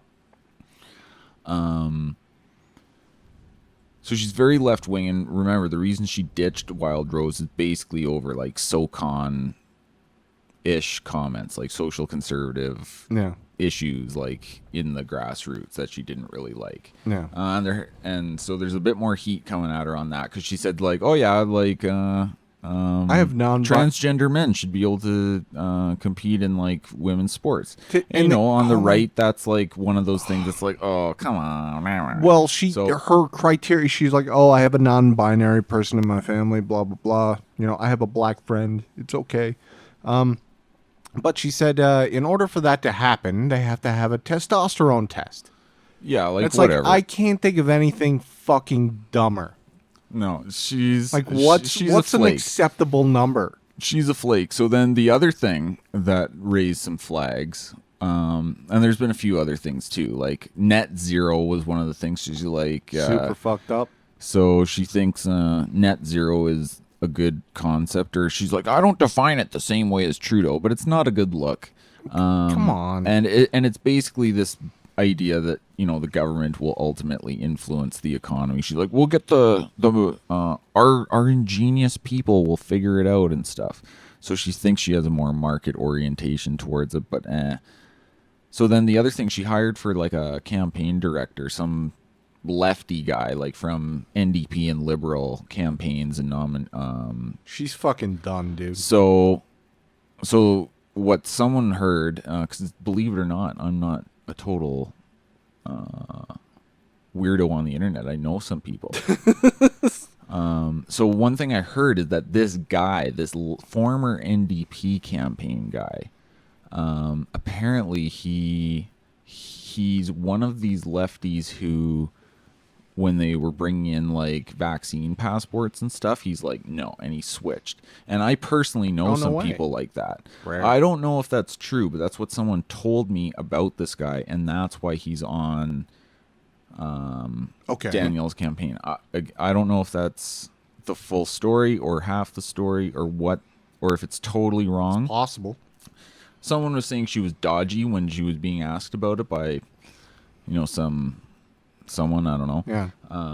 So that's another thing. So some of these left wing red flags are coming up. Now, for me personally, I hate the fact that Danielle is the front runner. Yeah. But she's the one with the two ideas that I like the most. Now, honestly, if Rachel Notley made those things her thing, I would pick her over fucking Kenny. Yeah. After what he did. And I like, if Notley was, had any element of sincerity about it. Yeah. I could accept because the politicians are so bad. I can't stand them all. And I'm a man of the right, but those are the two big issues for me. Yeah. And she could, whatever, of the choices available, if she had a left-wing package with that, but was really like a pro-Alberta, anti-lockdown type person. Yeah. Whatever, like that's less bad than Kenny. Yeah. Did you see? I think. But that's basically Danielle Smith. So it sucks that she's the one with that. I texted you as soon as Gene made the tweet, and I was like, "What a fucking loser!" Which one was that? He was just like, "Oh, we need something that is federal instead of declaring some kind of sovereignty act. We need a federal solution to this." Oh yeah, like we're gonna change the Constitution and stuff. No, you're not, dude. Fuck off. See. One thing is that Danielle is even being a little dodgy on the whole Alberta Sovereignty Act thing, sure. like what she envisions it as. Like on the one hand, she's like, "We'll make it so that we never have to use it because," because she's like, Ottawa will like immediately wake up, never pass a law that Alberta doesn't like, and then sure. Yeah, and then other times she's like, well, yeah, of course we're going to use it, and it's going to be like better for business in the province. And Yeah. So she's a little dodgy, and of course the law is not going to exist before, like, it has to be written. It probably wouldn't even exist before the election, truth be told. No. It could. Maybe. But with the normal process, no, probably not. So that's that. It could be one of those bait and switch things, right? No. So there's legitimate problems there. I don't really like Danielle. No. I don't like her flakiness. I don't like her left-wing orientations on a lot of things. Yeah. So she's been kind of getting beat up on that stuff, and I don't know if it'll make much of a difference in the end. I think she's still the front runner by a decent chunk. Anybody who wants to win, all they got to do is just stick with it. Like, just say you'll adopt the Sovereignty Act, but everyone's going after that issue. So either way, she's made that a huge problem because they know that's why she was ahead, and now everyone else is trying to talk like so tough, like I'll actually get a good deal with Ottawa, or I can actually negotiate. I'm gonna make them readjust the numbers on that. Rebecca, one of the candidates that no one cares about, she's like, I actually have negotiated with Trudeau. I negotiated an appropriate for Alberta childcare program, like with Trudeau. It's like that was part of the sellout process that a lot of us are pissed about. Yeah. So basically, you helped facilitate the sellout of Alberta. Yeah. When, I get like, well, you want some of your money back, don't you? It's like, well, I don't really get any of it if I don't use the stupid daycares. Yeah. And really, you didn't even get a deal as good as Quebec or some of the other provinces. Don't you want this money to stay in your community? It's like, no, I want it to stay in my pocket. Yeah, dude. Leave it in my bank account. Fuck at least off. Until Chrystia Freeland gets it. Until you get your account number gets leaked. So yeah, even Rebecca is like talking tough on how she can actually negotiate with Trudeau, and she'll get a good deal. Travis, of course, I use their first names for some reason. Yeah. He's like talking tough, like I'll actually get a fair deal. And sure. Gene, he's like, it'll be easier to change the Constitution than pass the Alberta Sovereignty Act. That's a fucking law. Come on, dude. And it's like, we just need to have a discussion. We need to bring Ottawa to the table. It's like, what the fuck? So seriously, how? So yeah, that's a good question. How? Like, literally, you're being ignored, and they don't give a shit. They want to destroy you. They literally. That's one of the problems we were talking about earlier, and that's why people are pissed. But they get that people are pissed, which is why they're throwing out these ideas. They don't. The thing is, the Alberta Sovereignty Act with Danielle might be a total scam. Yeah. But I don't know if you want to think of it as like a Hail Mary. Yeah. It's actually a thing that we're arguing about because it might actually work. Like, people are saying, oh, it'll throw things into chaos. That's the negative side. What's it like the in pro Quebec side? right now? Well, the pro side is that, no, this will like actually help us get what they want. You can see that argument. Like, there's a lot of reasons why you might think maybe this is the wrong way to go, but there's something there that we're debating, not just let's have a discussion. Let's have a committee. Or not like Notley's, we're going to ban wine imports from BC. I told you I'd do it for a week. Oh, my favorite part of that is now I remember somebody posted something along the lines of like, we polled our RCMP members, and 67% of them are very upset about the potential of a provincial police force. And it's like, boo fucking hoo. Yeah, boo hoo. And it's also like these people saying, well, 70 municipalities said they don't want to have a provincial police force. It's there's hundreds. There are hundreds of municipalities. You're saying a small minority didn't want it. Again, that's not in itself an argument one way or another. It's one of the action items on the that's what the media and the NDP are coming at us with. They're saying, a small number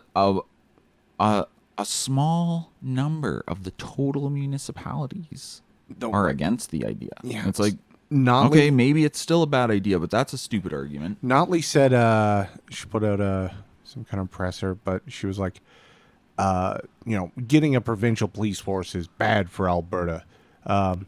And no one wants to pay the cost. And it's just like, I'm pretty sure it saves money because RCMP aren't free, dude. Like, we still pay for them. Kenny actually, to his credit, he had some good arguments in favor of it. Yeah. So she was like, well, let's put it on the fucking books. Let's vote on it in the spring. And it's like, no, let's vote on it now, bitch. Like, fuck you. Let's go. Yeah. Let's just go. Look, it's on the Fair Deal panel report. Somehow, magically, they managed to... like, here's one of our, like, circling backs on itself again. So we alwaes have these moments where it's like, wait a second. Let's go back to this for a sec. Okay. So when you were saying that, we were talking about, like, the Alberta Sovereignty Act and, like, Gene's, we'll negotiate harder. Yeah. Or we'll work with the other premiers harder. Let's get the Constitution changed. But, so what a we had that referendum. Yeah. Which was a very strong majority win. Enough. Yeah. And there was a resolution in the legislature to, like, acknowledge it or affirm it. Okay.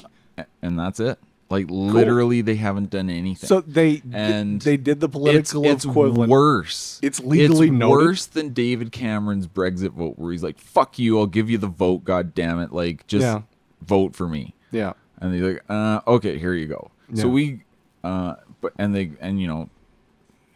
like a big sloppy mess kind of happens after. But the best thing to ever happen to Britain. Like, we got nothing. So they still have that though. So we still got the result of that. So all these guys are saying, like, we'll negotiate harder, we'll bring them to the table, or we'll talk harder. Harder. They said legally noted is all they did. They said noted. Legally noted. Yeah, so basically what we're all pissed off about is what they're saying we should do more of. Yeah. It's just incomprehensibly, like, they know they have to address it, and they know people are pissed off about it, because those are the two biggest issues polling for UCP members, who are the ones voting for the leadership, right? Yeah. Again, I can't stand that it's Danielle, but the Alberta Sovereignty Act is not just... like, unless it's just purely symbolic and, like, total bullshit. No, it should empower the province to do things. It should be... I'm just glad there's a debate about it. At the same time, it's the government giving itself more power. But I think the fact that all the right people are pissed about it, and Kenny hates the idea, then I think it's got to be amazing. It's got to be It's got to be great. Kenny hates it. Yeah. All the corporate media buffoons who... NDP hates it. NDP hates it. Unions probably hate it. Oil companies probably think it's great. No, big oil companies. Oh, they hate it? Suncor loves it. Yeah. Suncor's all about Trudeau Foundation and stuff. They're in on it. Yeah. Like, Suncor is not our friend. No, they'll just... Speaking of circling back, it's another one of those problems that the state could fix, but is so inept and unable to fucking do it. Yeah, they won't even,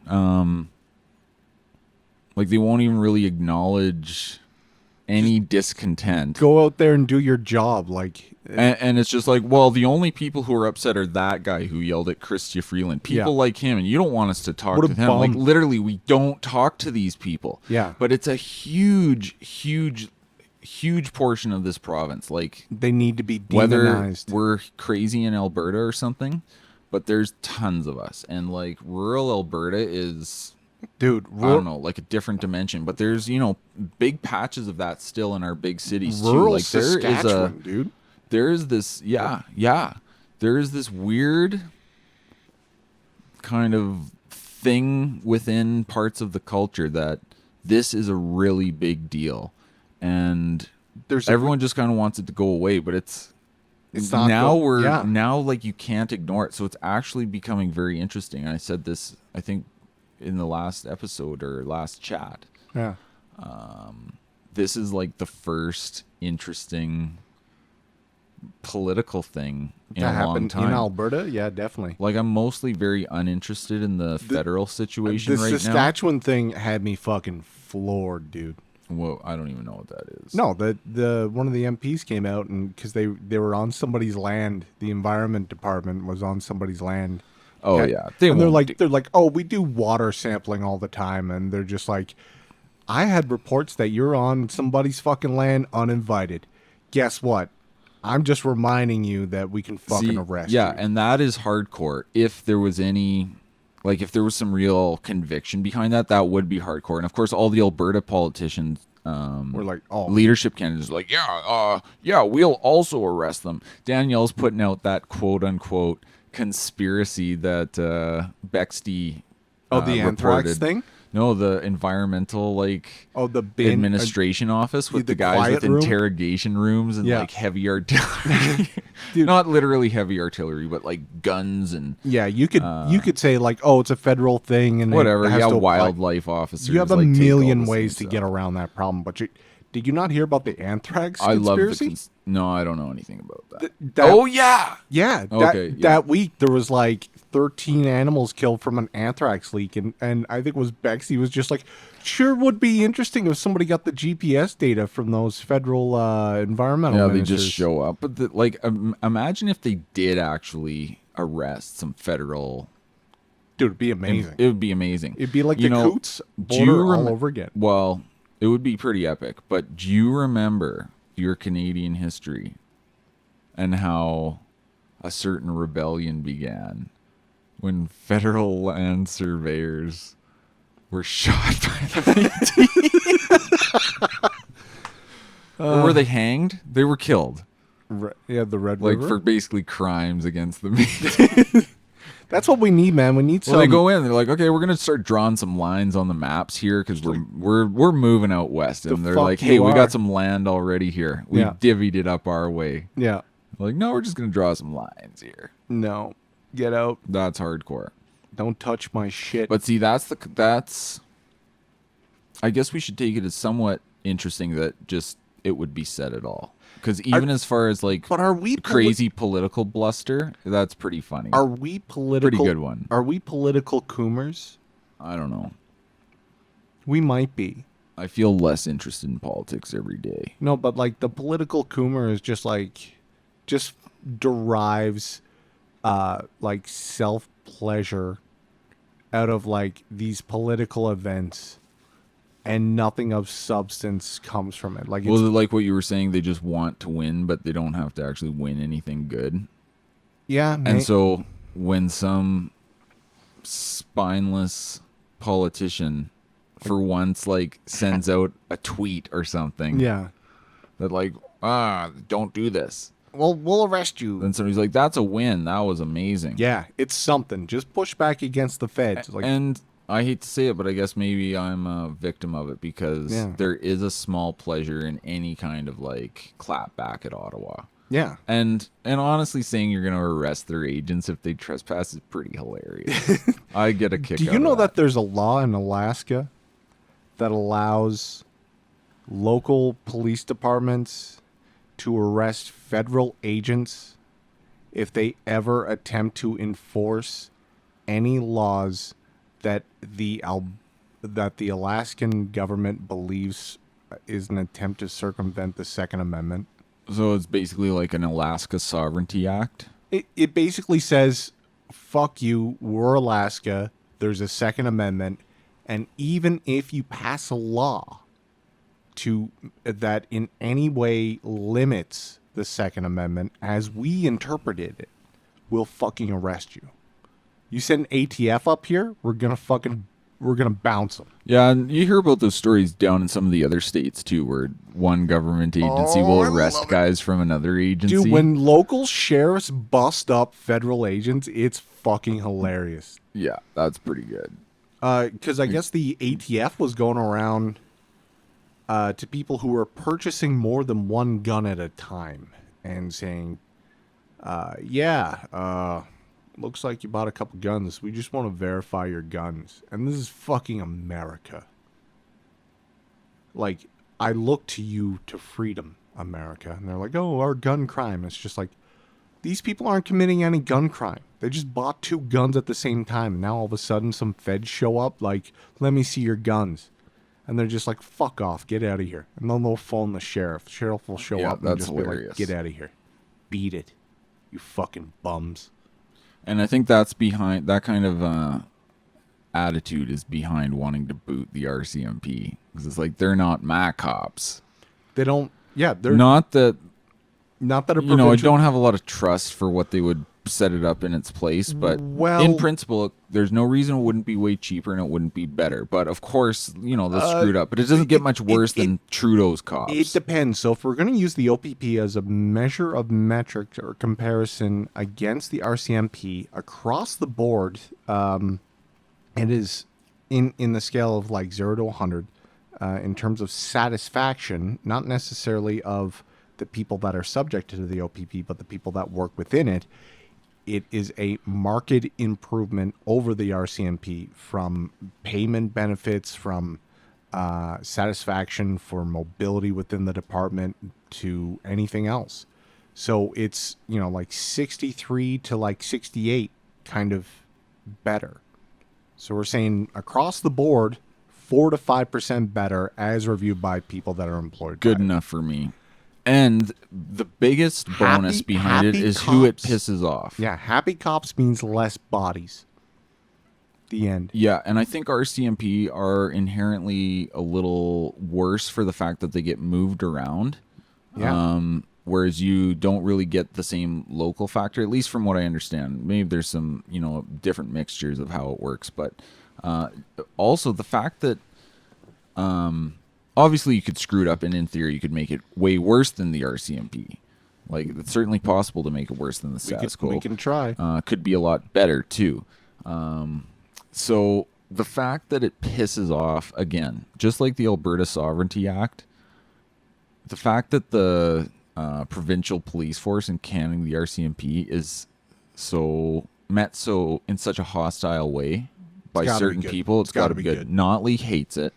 Notley's friends hate it. The RCMP hate it. Leftists hate it. Urban leftists hate it. They don't deal with the RCMP. Like, they don't understand how useless these people are. Stop. If not actively hostile. I can only get so erect. It's horrible. You got to say white urban. Also, a lot of the, corporate media. Yeah. Just speaking objectively, because they just report. Why would we do this? They clearly hate it. Yeah. And it's just one more step from for Alberta in terms of understanding that they're a distinct people. They're demonized like a distinct people. Yeah. They're exploited like a distinct people. Yeah. That's good enough for me. Then why won't they recognize that they're a distinct people and have their own shit? Too many Canadians here. Get them out. Yeah. Well, that's Kenny's revenge. Oh, yeah. Do you know what he's up to? He's like, Toronto. Hey, people in Toronto. Come on out. Hey, hip urban leftists in Toronto. Hip urban leftists in... Vancouver. Yeah. Move to Calgary. Can't afford a house in your fucking because you ruined dystopia. it. Yeah. We just haven't ruined it as bad. Please come here and help us ruin it faster. This is Kenny's sweet, sweet revenge against these evil right wingers that have given him the boot. It's like somebody put out like a fake article that Gavin Newsom was going to outlaw people fleeing California for Texas or Florida. He was going to arrest anyone moving there. No, you got to stay here. It's just like, I kind of wish people in Ontario that would happen, where they're like, you can't move to Alberta. Same thing with Quebec and Vancouver. Not necessarily BC. If anyone from up in the Coots or anybody on the mountain wants to move here, you're fine by me. But if you're from fucking Vancouver proper, like, we're full. Yeah. We've talked about it a lot before, but some people move here and this is it for them. Yeah. And some people move here and are like, oh, I can't wait to move away. This city needs to be more livable. We need bike paths. Yeah. Tear up the city so I can ride my bike. And a lot of them are moving out into like the different rural places like Didsbury and Carstairs, so they're gonna poison these places. No, those folks out there take their the right wing, take their local city council pretty fucking serious. This is one of the things that bothers me about the right wing that is really fixated on the immigration thing. Yeah. Now I wouldn't say immigration is exactly handled well, but there seems to be this total obliviousness to the fact that the immigrants that they're focused on are actually they're based a very small part of the quote unquote problem, if you will. Yeah. The big problem is Torontonians. your fellow whitey. Yeah. It's basically the white urban, often government employed leftist. Yeah. And I mean that's your real problem. Yeah. When you're right, it's Canadians. It's like those old propaganda posters, like with the fucking the person with the knife at your back. And turns out it was the Torontonian all along. See, it's weird. The people from the mountains in BC, if they see an Alberta license plate, they'll vandalize your car. Yeah, they're sick. But we don't do that to the Quebecers or the Ontario. Like, do you know what I mean? Oh yeah. Like we just let them wander. Which is exactly what you'd expect. We just let them wander in here. We go, another fine Albertan.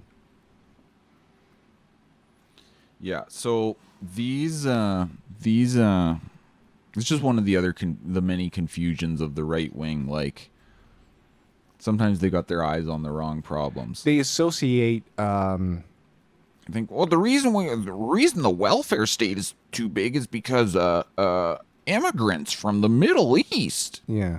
Well, like no. That's not why. You can make the argument that extending COVID benefits to people who are sponsored individuals, like people bringing their family over and then they get served benefits for no reason. No, all that stuff is ridiculous. All that stuff is unbelievably stupid, and all these programs are ridiculously dumb. It pales in comparison to the $200,000 we paid some random racist to run anti-racist campaigns. Like, it's nothing. Yeah. It's literally a couple $100 every 2 weeks. Granted, it's not great. There should be... No, it's a joke. But in factors of scale, there's bigger, easier problems to fix right now.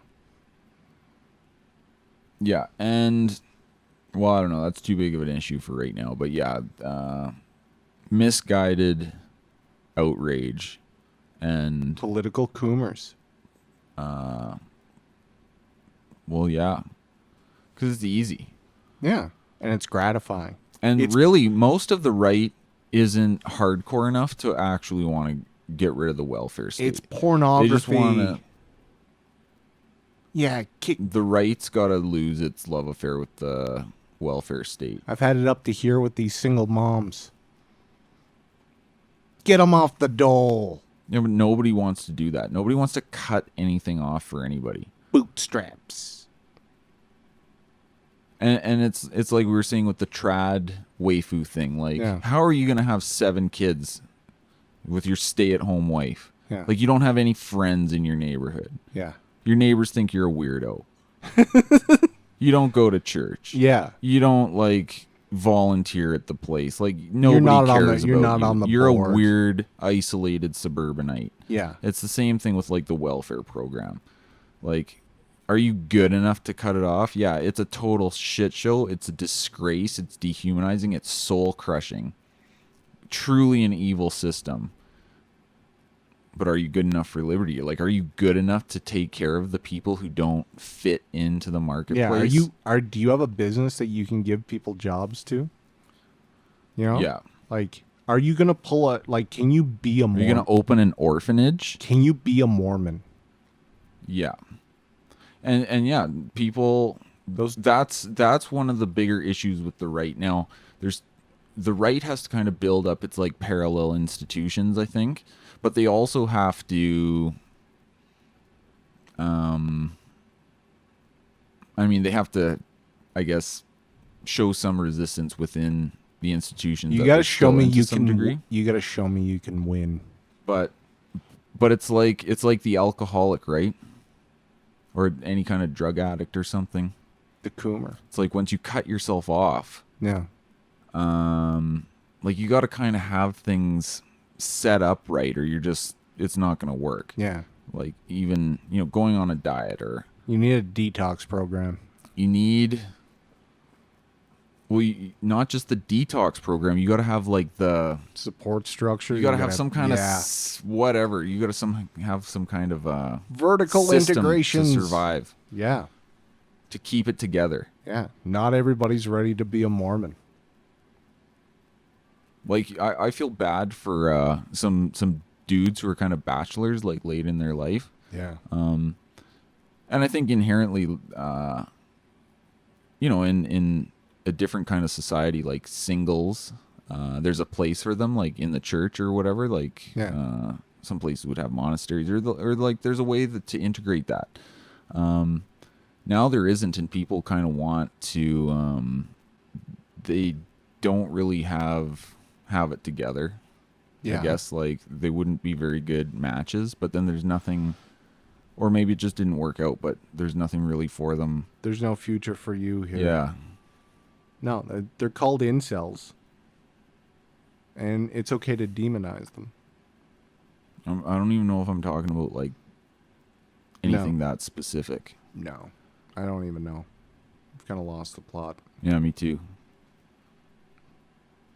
Political coomers.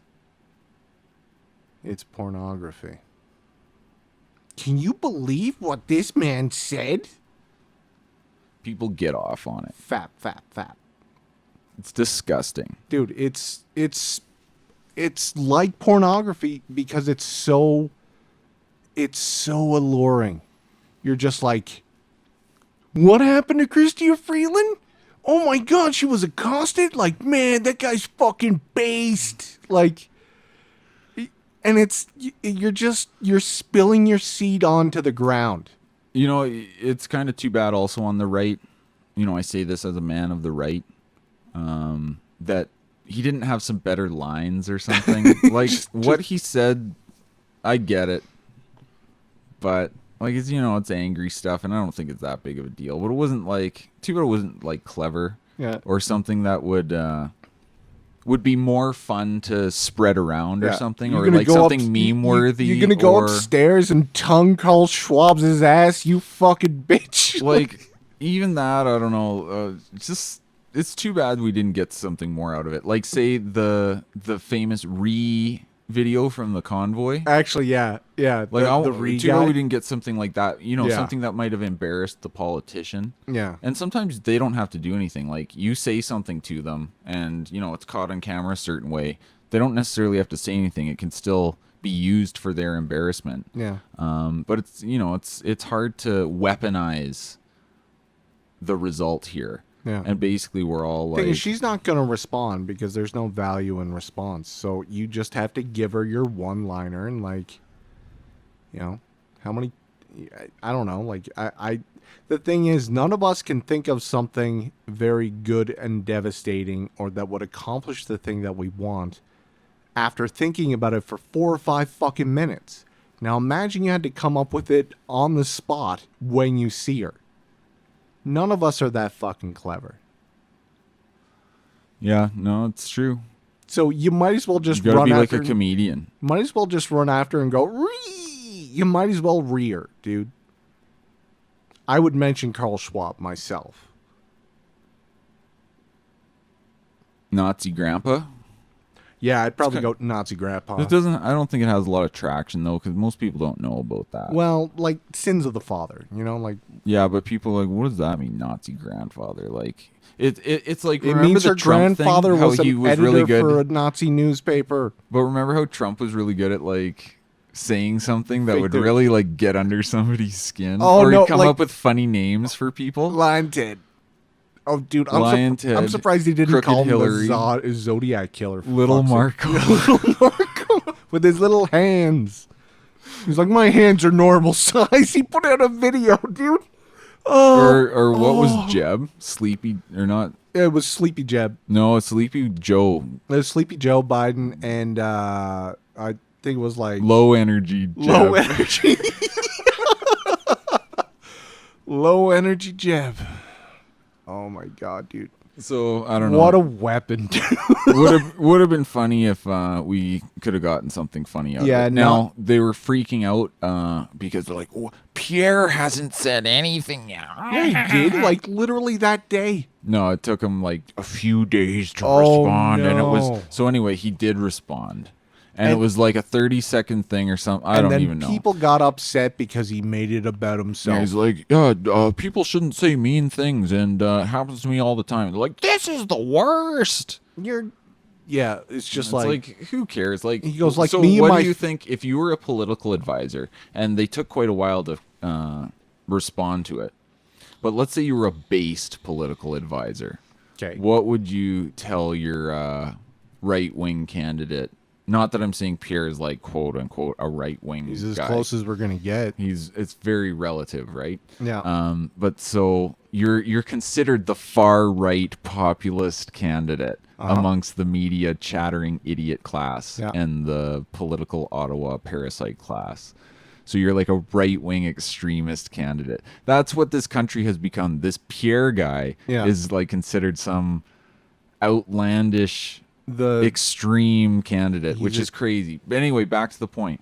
You're the based political advisor. Yeah. What do you tell your candidate to say when they say, what do you think of the incident with the yelling guy in Grand Prairie who yelled at Chrystia Freeland, and he was bad because he was yelling and he said bad things, and it's bad because he yelled and he said mean things.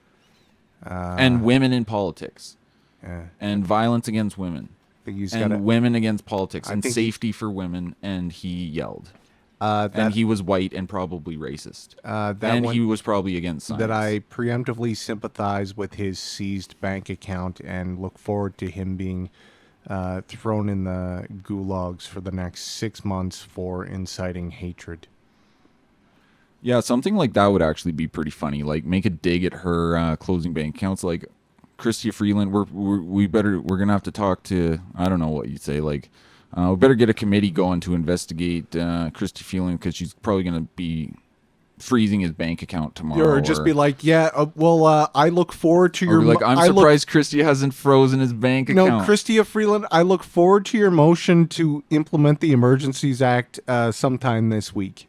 Yeah, honestly, I think that would be funny. Yeah. And I think that would be good. Yeah. But are Canadians too wienerish to handle that? They're like, no! Yeah. No! You have to denounce! Disavow! I think there's a right answer here. And unfortunately, like, it's like saying all the buzzwords. Like, how else do you get your liberal appointment? You have to use the fucking lingo. So there's a right answer here. Do you think the Trump approach would be best, where you say something, you know, she's a wonderful woman. I'm just finding out this right now. What an amazing life. Okay, he fucking hated that Greta bitch. Thing. No, remember the Greta thing where dude, he's like, she's like, you're destroying the earth. Yeah, and they're like, Trump, what do you think of this? And he's like, she's a happy little girl. What a nice, happy little girl. What a pleasant little girl. Or something like that. That was one of the funniest ones. Yeah, but. Yeah, I would say he didn't take her seriously, and he demeaned her at the same time. I think it should be mocked. It would be an opportunity to denounce her, and kind of maybe even, if you were good in a couple sentences, take a few digs at like what a power hungry monster she is. Yeah, and what she did to people. And it's like, well, I understand why people are angry. Yeah. Or just like, yeah, I look forward to your emergency announcements, like emergency act like, I don't usage care next for week. crass language, but I can understand why people are angry. That's the best they can do. But let's keep in mind, or it's like, I think she deserves worse because You demonized these people for fucking 2 years. yeah, you can handle a little bit of name calling or bad language or something. Yeah. Like something to show that, that you're pandering to me. Yeah. Come on, somebody pander to me. Isn't my vote worth anything? Not in Alberta, it's not. Here's what's interesting. At a provincial level, the Liberal Party will not be running any candidates in Alberta. They've tapped. They've cut and run. They're like, it's no, they never. will. Like, they've said, no, we're not running any. Yeah, they will. At a provincial level? No, they won't. Federal Liberals? No, provincial level. For the provincial election. Oh, well, that party's toast. Yeah. Like, their NDP gobbled them. Yeah. They got nothing. Like, everyone flipped to NDP that 1 year. So NDP is our other left party along with the UCP. Alberta party, I don't think is a thing anymore. No. Yeah, maybe. No, they won't even get one seat. Like the independence parties, they don't really matter. And Western Independence Party imploded. They could matter if they pulled a Green Party and just stacked the fucking riding. Like yeah, and I think that's the best strategy for stuff like that. Nobody really does that, but they should do it. I think would in theory work. Just get your best fucking guy and put him in your most agreeable fucking place. Yeah, just do it. Especially in some of these smaller places. Like, it can happen. Yeah. Why do you think they fucking carpetbag out here all the fucking time? Yeah, scumbags. Why is Brian Jean even fucking elected? Do you know what I mean? Like, cause he was fuck you Kenny at the right time and in the right riding. I think he has a good reputation up there. Yeah. Like, I think they're fond of him. They like or him. Enough people are fond of him. Yeah, because they don't. So it's easy win, I guess, if he wanted to do it, which he did. So just do that. I hope we don't get him. Find people that fucking hate your opponent and just move into that fucking area and spend all your money in that one fucking riding. Tattoo your fucking face on babies if you have to, and then kiss the babies. Just get out there, just win the one riding. So yeah, I remember you saying something which like, just get onto a fucking school board or something. Prove to me that you can at least accomplish the bare fucking anything. Minimum. Yeah. Especially schools, like some weird stuff going on in schools. There's a weird pipeline between school chairman and like school boards and politics. I thought you were going to say between schools and groomers or something. Are we allowed to say that? James Lindsay got kicked off of Twitter because he kept calling people groomers. I'm talking about dog groomers. Oh, I'm talking about... If you know what I mean. What is it? You know how you... Redditors? One method, and I disavow this, of course, yeah. but one method you might get around one of those censor things is to just change the spelling a bit. Like GRUMER. Would that work? Maybe, but they still respond to reports. So you may not be able to fool a system, but you also have to fool people while you're at it. So you can kind of be like, you literally have to develop a parallel language, which the right is pretty good at, but like it doesn't stick. I like the term troons. That's pretty funny. Troons. Like, we have a pretty notorious troon in Canada. True. Taking on Kiwi Farms. I was thinking of Justin or Jonathan or Jessica.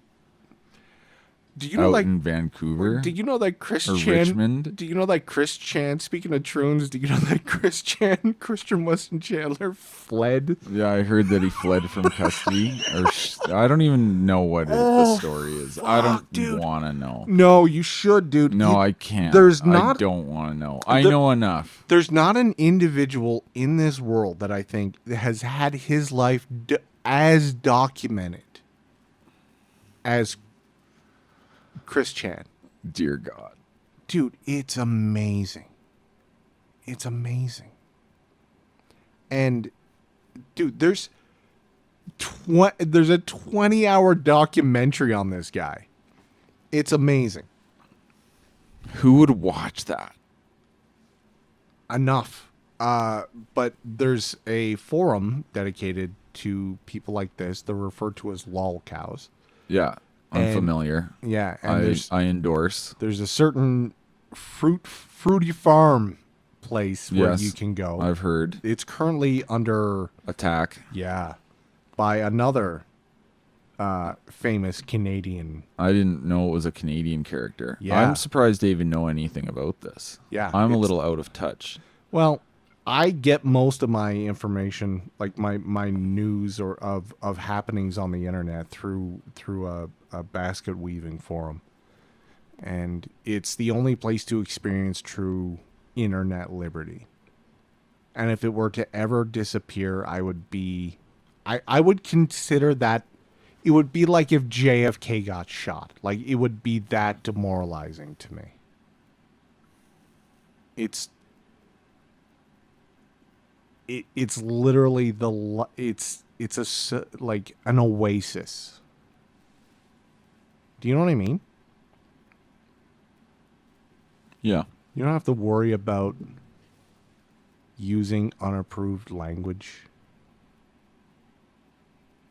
And the best part is there's no there's no upvotes. There's no, like our manner in which we interact with each other on the internet. People keep pointing to that one Black Mirror episode and they're like, oh my God, it's just like that. It's like, no, you don't understand how fucking deep this goes. Like, how you interact with information is fundamentally changed.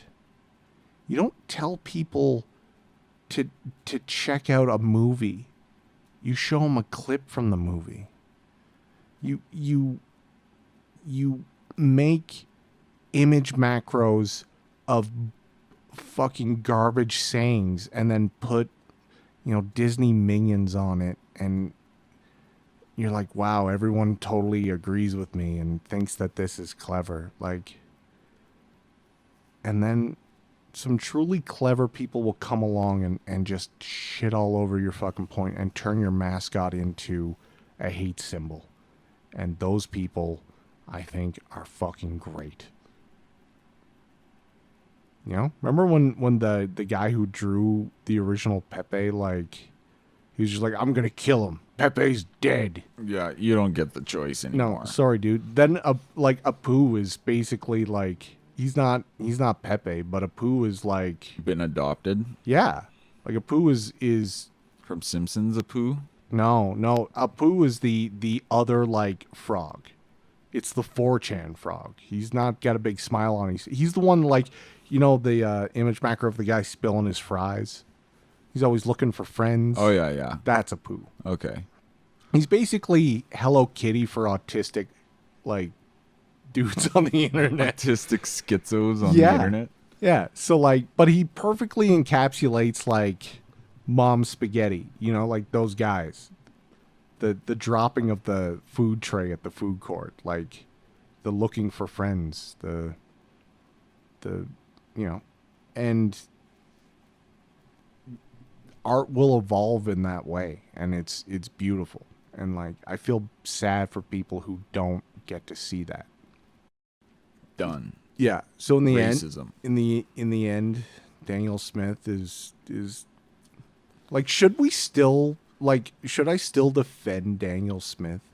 I don't know if you should defend any of them. I think what you're interested in is the supporters of all of them, but in particular Danielle Smith. because that's probably the supporters that actually have, in some important ways, best grasp of what's up. I love that there's little articles about Jason Kenney coming out, like, they're like, oh, Jason Kenney's in South Korea right now, like, no one cares. Getting Working Korean on trade investments. missions. Well, there was an article in Western Standard that he will be remembered fondly because he united. I saw it's that. Like, come on. Fuck you, dude. Come on. He's going to be remembered like Redford. Yeah. At best. The killer of the Conservative Party, dude. No, he's a joke. Well, they're hoping they can blame it on Danielle. They're going to be like, oh, it wasn't Kenny's fault. Kenny would have beat the NDP if you just let him stick around. A resounding mandate, but you guys wouldn't. Like this, you kicked him out before Smith was even on the ticket. Everyone was like, who the fuck is this bitch? It just goes to show how badly he screwed up that she's in the position she's in now. Yeah. Because, you know, if I was trying to be optimistic, I'd be like, you know, hopefully she picked up some good ideas from the last few years. I don't know. But she's... Somebody wrote in like a little snippet, and they're just like, shortly after winning the UCP leadership, Danielle Smith had a meeting with Trudeau and has now crossed the floor to the Liberal Party. Like, I was like, you fuck. Like, that's the most terrifying prospect I've ever heard. That's hilarious. She's still premier, but now she's just like, oh, by the way, guys, Liberal Well, she Party. doesn't have a seat. Oh, yeah. I don't know what they're going to do about that, but she doesn't have a seat right now. I don't know. They'll just, same thing they did with Klein, dude. They'll run her in some fucking... But the thing is, I think there's a slight issue because of the seat she wants, which is like her... It don't matter. Yeah, whatever. I'm blanking out on the name of the riding. Anyway, it doesn't matter. It doesn't really matter, but yeah, that's the state we're in. It's Danielle against the world. And she's going to join the Liberal Party when she gets into power. No, who's going to join the Liberal Party is the Leela. Ooh. Leela is definitely going to cross the floor when she gets 1% or less in the leadership campaign, because basically all she's done is talk about Rachel Notley style talking points. She went to a Liberal fundraiser, or not a Liberal fundraiser, the Trudeau event. Now, honestly, sort of that in itself, yeah, of course, but Gondek's not running for the leader of the UCP for now. But you know, she'd go NDP or something, right? But the thing is, so. Would she? She walks or talks the NDP talk. Literally, you could just swap her face on Rachel Notley, and with the same voice, you couldn't tell the difference, or like the same thing she's saying. It's just, you know, leftoid buzzwords that are totally divorced from anything that like the UCP leadership is prioritizing for the campaign. I don't know. Have you seen any recent photos of fucking Notley? She's haggard looking. Lockdown's been hard on Rachel Notley, dude. Like, I don't know if she ran out of Photoshop budget or if times are really that tough. But she's always been very hard to look at for me. She looks really bad. Well, if you look at her now and compare her to her posters. Oh yeah. It's gross. Lockdown's I'm sorry. hard. It's not a nice thing to say. I don't really care, of course, but if it weren't for that stark contrast, I wouldn't have noticed. There's not. Don't Photoshop the bitch so much on your posters. It's really. She looks like Emperor Palpatine.